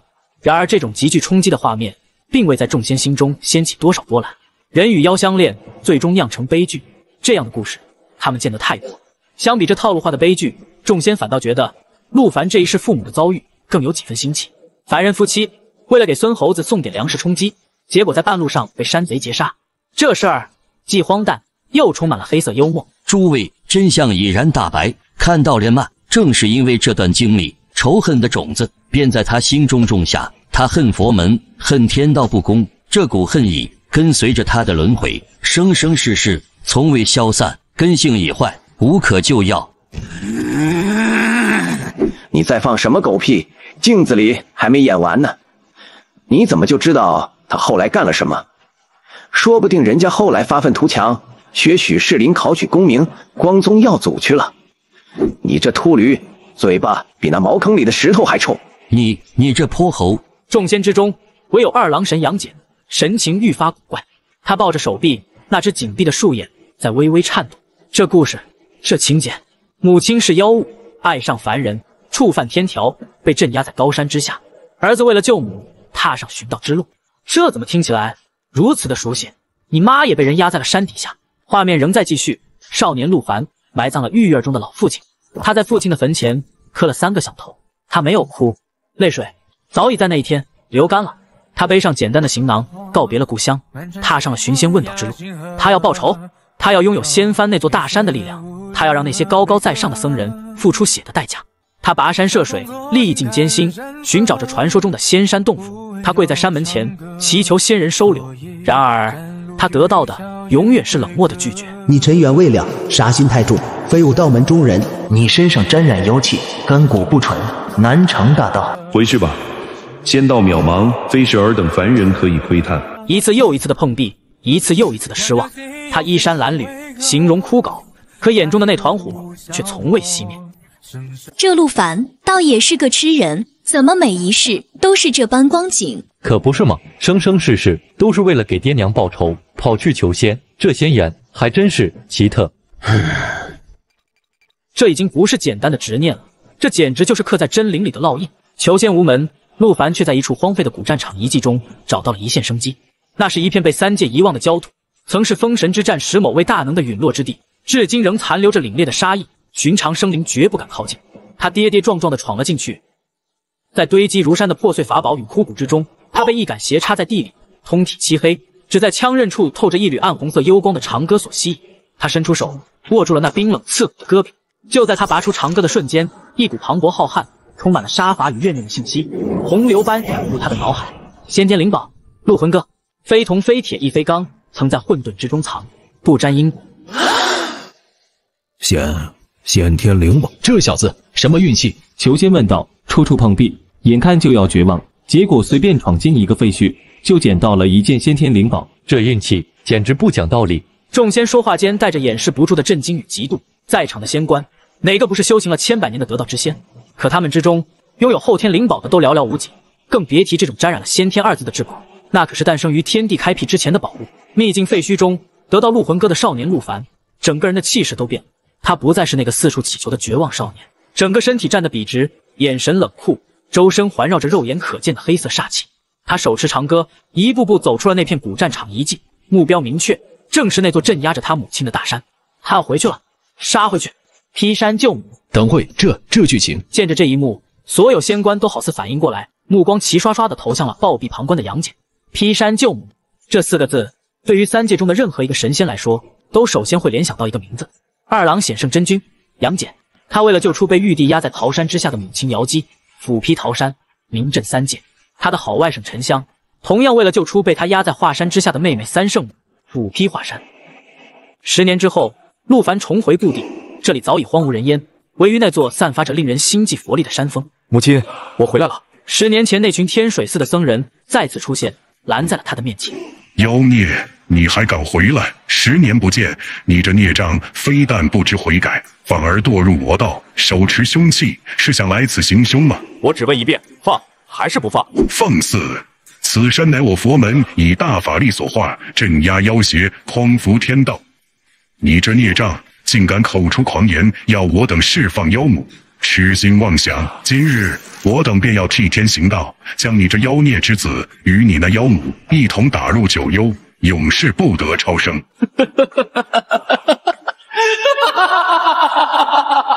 天道，你们的道也配称天？给我过！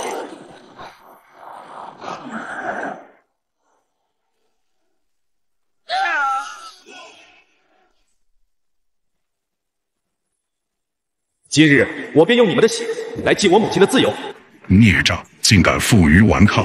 今日便让你见识真正的佛法无边。大威天龙，世尊地藏，般若诸佛，般若巴马空。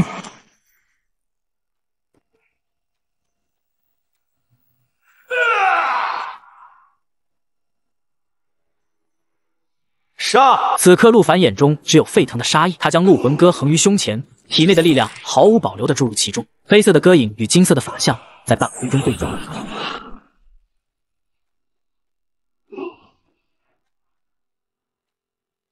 怒目金刚的法相在陆魂戈的先天杀伐之气下寸寸碎裂，但那股宏大的佛力也压得陆凡全身骨骼都在颤抖。陆凡毕竟只是凡人之躯，得到灵宝时日尚短，全凭一股血勇之气在支撑。中年和尚抓住这个机会，口中佛号不停，禅杖猛地向下一压，那座囚禁着白蛇的大山猛地一震，山体之上一个巨大无比的金色手掌浮现出来，光芒大放，一股无可抗拒的镇压之力如天倾地覆般朝着陆凡狠狠压下。妖孽之子终究是妖孽，佛法之下岂容你放肆？铁证如山，铁证如山啊！诸位都看到了，子辽心性残暴，为救妖母，不惜屠戮佛门僧众，此等大罪，罄竹难书。这便是他根性败坏的最好证明，再无任何狡辩的余地。请陛下下旨，将其魂魄抽出，打入九幽地火之中，焚烧万年，方能消其罪业，以儆效尤。众仙家听此均沉默下去，气氛尴尬至极。我看到的只是一个孩子为了救自己的母亲，用尽了所有力气，最终悲惨倒下的故事。可惜了，就差一点。就在净念菩萨以为胜券在握，准备再次向玉帝请旨，这时三生镜光华再起，陆凡双眼无神地躺在一处破败的山神庙里，身上的伤被人用粗糙的草药处理过。救他的是一个路过的老樵夫，他活了下来，可他的心却死了。伤好过后，他告谢了那樵夫，开始在人世间漫无目的的流浪，像一具行尸走肉。一日，他腹中饥饿，便走进了一家酒馆。话说当年玉帝的亲妹子云华仙子瑶姬，那可是天宫里顶尖的美人儿，地位尊崇。可这位仙子偏偏私凡下界，爱上了一个姓杨的凡人书生，还生下了儿女。这下可捅了马蜂窝。天规森严，神仙动了凡心，那还了得？玉帝震怒，一道旨意，便将这云华仙子压在了桃山之下。要我说啊，这事儿都怪那云华仙子自己，好好的神仙不做，非要跑到凡间来吃苦，这不是有病吗？就是放着长生不老、金玉满堂的日子不过，去跟一个穷书生过那柴米油盐的苦日子，图啥呀？脑子被门夹了不成？说到底还是个女人，头发长见识的，她自己倒是痛快了，结果呢，自己被压山底下，连累的儿女也跟着受苦，这叫什么？自私糊涂。斩仙台上气氛冷到极点，天庭核心皇室秘闻，高层家庭矛盾，竟被一群凡人在酒馆里肆意评论，满是鄙夷。这简直是在三界神佛面前公开羞辱。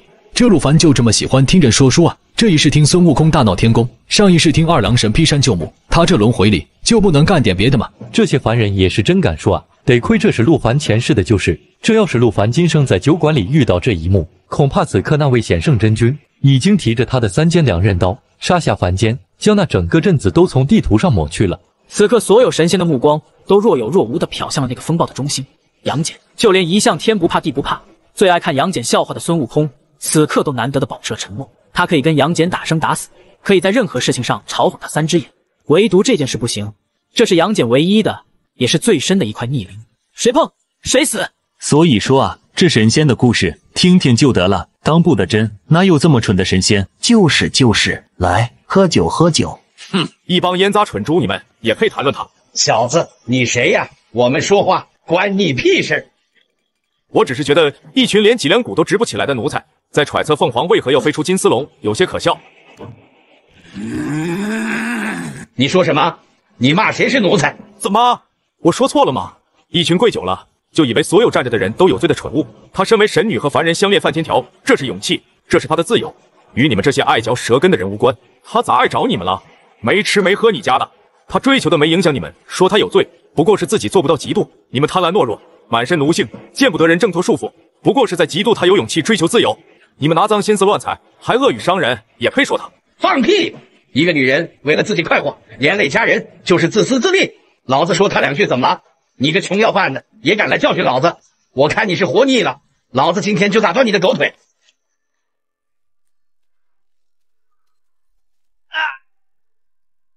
跟他拼了！陆凡的脸上没有表情，他只是抬起手，拿出那根黑光闪动的长戈。短短几个呼吸的时间，酒馆里便安静了下来。地上横七竖八的躺着7、8具尸体。陆凡缓缓抬起头，望向了那个吓得瘫软在地的说书先生。故事很好，只是你说错了，他不是糊涂，也不是自私，他只是比你们所有人都勇敢。斩仙台上仙气缭绕，众仙神色肃立，净念菩萨面露狂喜。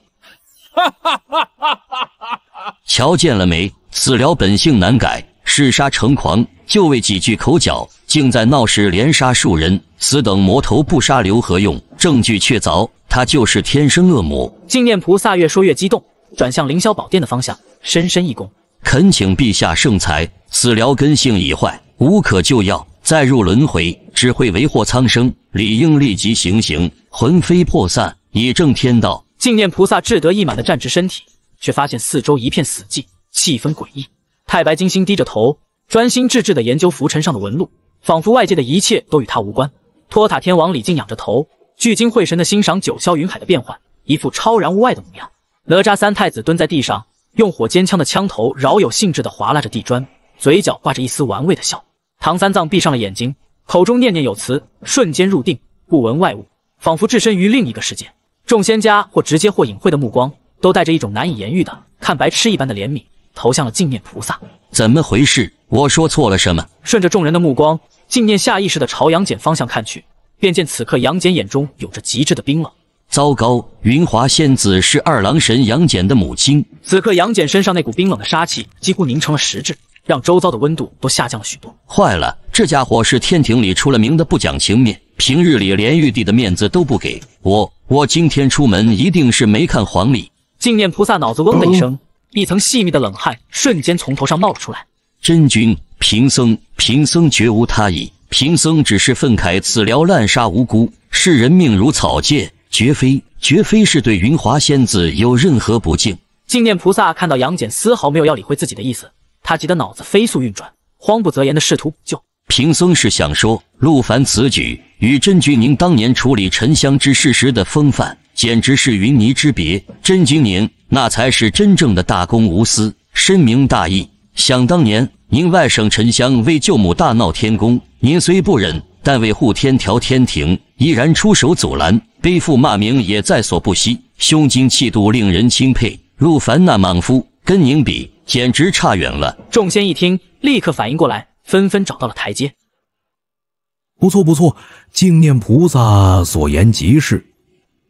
真君当年确实是用心良苦啊。是啊，虽然最终未能阻止沉香劈山，但真君此举已经向三界表明了天庭的态度，维护了天规的颜面，功不可没。一时间，斩仙台上阿谀之声四起，气氛重新变得和谐起来。多亏我反应够快，总算把这位煞星给安抚住了。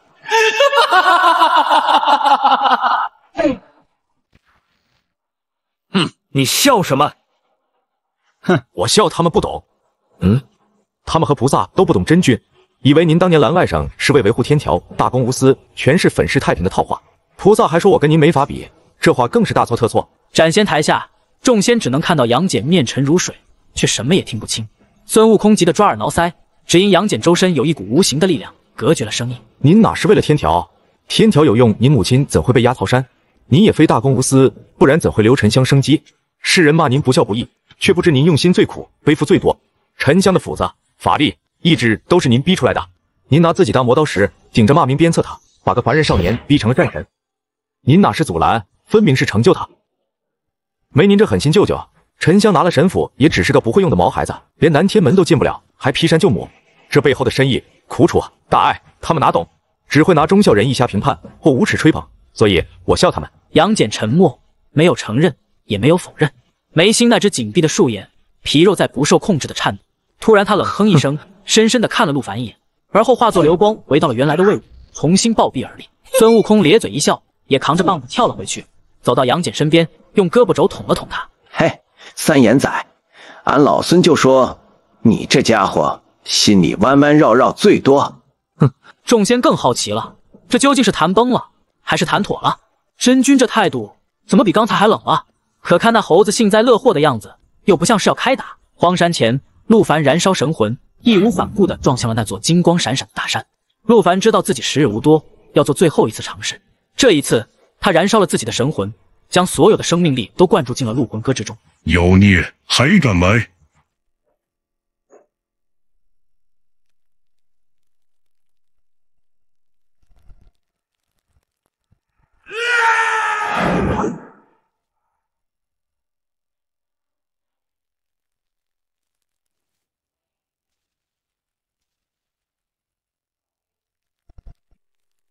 然而，结局没有改变，凡人之躯终究有极限。黑色的煞气被佛光一寸寸磨灭，陆魂歌脱手飞出，陆凡的身体在半空中被那宏大的佛力震得四分五裂。血肉洒满山脚，元神在佛光普照，彻底消散。这一世以最惨烈的失败落下了帷幕。斩仙台上，众仙一片唏嘘。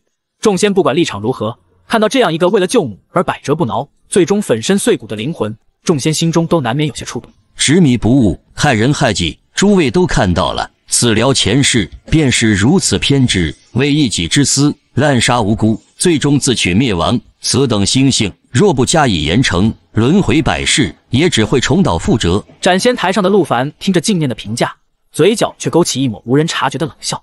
这个以遗憾和失败告终结局，正是他想要的。前世的悲剧才能最大限度地博取同情，才能让某些人感同身受，才能为今生的自己争取到最大的转圜余地。用一个已经逝去的毫无意义的悲惨过去，换取当下的生机，这笔买卖划算。净念菩萨本来想趁热打铁，直接请求玉帝下旨将陆凡判个魂飞魄散，可话到嘴边，他又咽了回去。为了一个小小的人仙，不值得我同时得罪这两位大神。反正开天辟地至今，岁月无穷，一个凡人的轮回不过是沧海一粟，不急于这一世。今日先退一步。这是他虽有错，但因救母心切才犯，情有可原。仅凭这事就断他根性坏，不公平。依我看，证据不足，再查查他其他前世，综合评判才公正。众仙一听，立刻心领神会，纷纷附和。菩萨所言甚是，司法讲究证据确凿，我天庭向来以德服人，不可草率定罪，此事还需从长计议。杨戬从始至终冷着一张脸，一言不发。他不说话本身就是一种态度。孙悟空用胳膊肘捅了捅身旁的杨戬，压低了声音，猴脸上满是探究的八卦神色。喂，三眼仔，说真的，你到底是个什么章程？看这小子挺顺眼的。他有骨气，我欣赏，但这与你何干？你这猴子上蹿下跳，究竟想做什么？俺老孙看他也是个重情重义的汉子，就这么让他魂飞魄散，未免太过可惜。你看能不能想个法子救下他？众仙之前的意思不就是保下他的真灵，送入轮回吗？这已是法外开恩。反倒是孙悟空用胳膊肘捅了捅身旁的杨戬，压低了声音，猴脸上满是探究的八卦神色。喂，三眼仔，说真的，你到底是个什么章程？看这小子挺顺眼的。他有骨气，我欣赏，但这与你何干？你这猴子上蹿下跳，究竟想做什么？俺老孙看他也是个重情重义的汉子，就这么让他魂飞魄散，未免太过可惜。你看能不能想个法子救下他？众仙之前的意思不就是保下他的真灵，送入轮回吗？这已是法外开恩。杨戬话音一顿，猛地看向孙悟空，凤目中射出锐利的神光，死死盯住孙悟空。你这猴子，你想让他免罪？不可能，他屠戮佛门僧众乃是事实，血证如山。此事玉帝亲临，也需顾及灵山佛祖的颜面。天归人命，岂是儿戏？今日他必然要死。至于怎么死，是神魂俱灭，还是保留真灵投入畜生道，这才是可以讨论的。听着杨戬那毫不留情面的话，孙悟空脸上的笑容消失了，撇了撇嘴，扛着金箍棒，懒得再跟这块茅坑里的石头多费口舌。呸！你这家伙真是顽固不化。斩仙台上云雾缭绕，净念菩萨强自镇定，再催法力注入三生镜，镜面光华流转，云雾翻滚，新画面缓缓凝聚。镜面之上光华再起，混沌云雾中新画面逐渐清晰。众仙目光再次被吸引，气氛愈发凝重。这不可能！此刻三生镜中出现的并非陆凡，而是一位青山儒雅的书生，他的面容竟与一旁的银甲神将杨戬有着7、8分的相似。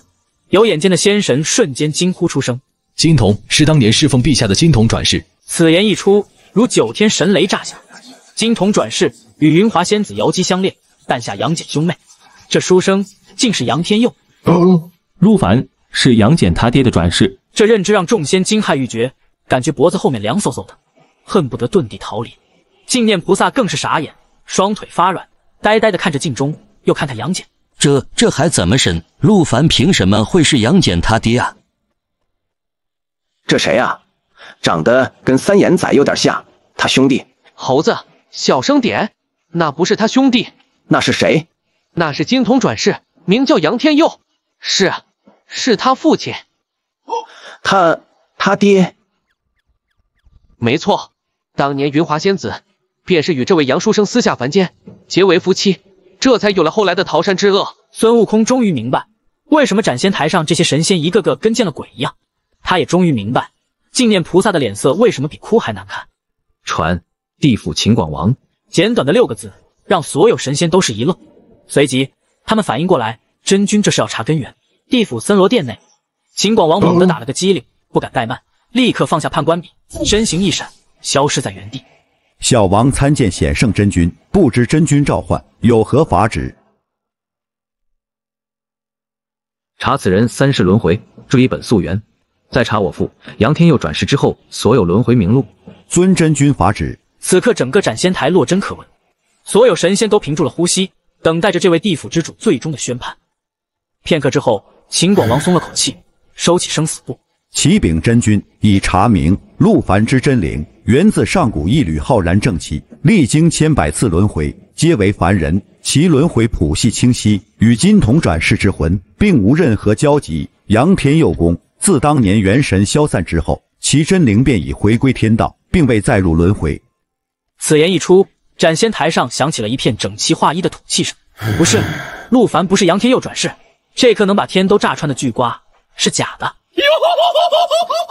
保住一条命了，我竟然真的保住了一条命。原来如此，是了，和之前那一世的情况是一样的。三生镜所显现的并非他本人，而是与他那一世的诞生或经历有着莫大关联的人或事。没错，就像之前也是先出现的那个书生与白蛇，这一世想必是他与杨天佑公有所牵连。杨戬听完秦广王的回报，紧绷的身体也终于放松了些许。他冷哼一声，那声音里的含义让净念菩萨又是一个哆嗦。继续。喂，三眼仔，既然这小子的前世跟你爹扯上了关系，那你以前是不是见过他？孙悟空的话让得在场仙神无不竖起耳朵，连呼吸都放轻了3分。这可是涉及真君私事的秘闻，但杨戬视线锁定三生镜，似未听见。然而孙悟空实在太烦，一直骚扰不停。嘿，别装聋作哑嘛，俺老孙可不信你没见过。没见过？哼，俺老孙才不信呢。杨戬不再理他，眉头微蹙，陷入沉思。他确实记得清楚，父亲杨天佑身边除了母亲，并无与修行界有关之人，更别说这样一个身怀煞气、敢于弑杀僧侣的灵魂。记忆中绝无陆凡这张脸。他的目光不受控制地从三生镜上移开，再次落在斩仙台中央那个站得笔直的陆凡身上。刚才认爹乌龙后，他心中只有恼怒，可现在当孙悟空问出那个问题，当三生镜追溯往事时，他在看陆凡，忽然觉得好像还真是有些眼熟，并非容貌相似，而是一种仿佛在某个被遗忘角落擦肩而过的模糊印象。怪了，刚才看他那么久，怎么没有这样的感觉？是因为三生镜勾连了因果，才让我产生这种错觉，还是说我记忆深处真的遗忘了什么重要的东西？众仙心思各异，杨戬暗自惊疑。此时三生镜中的画面稳定下来，镜中光影流转，仙气氤氲的斩仙台上吹来一阵江南微风，带着水汽与落花芬芳。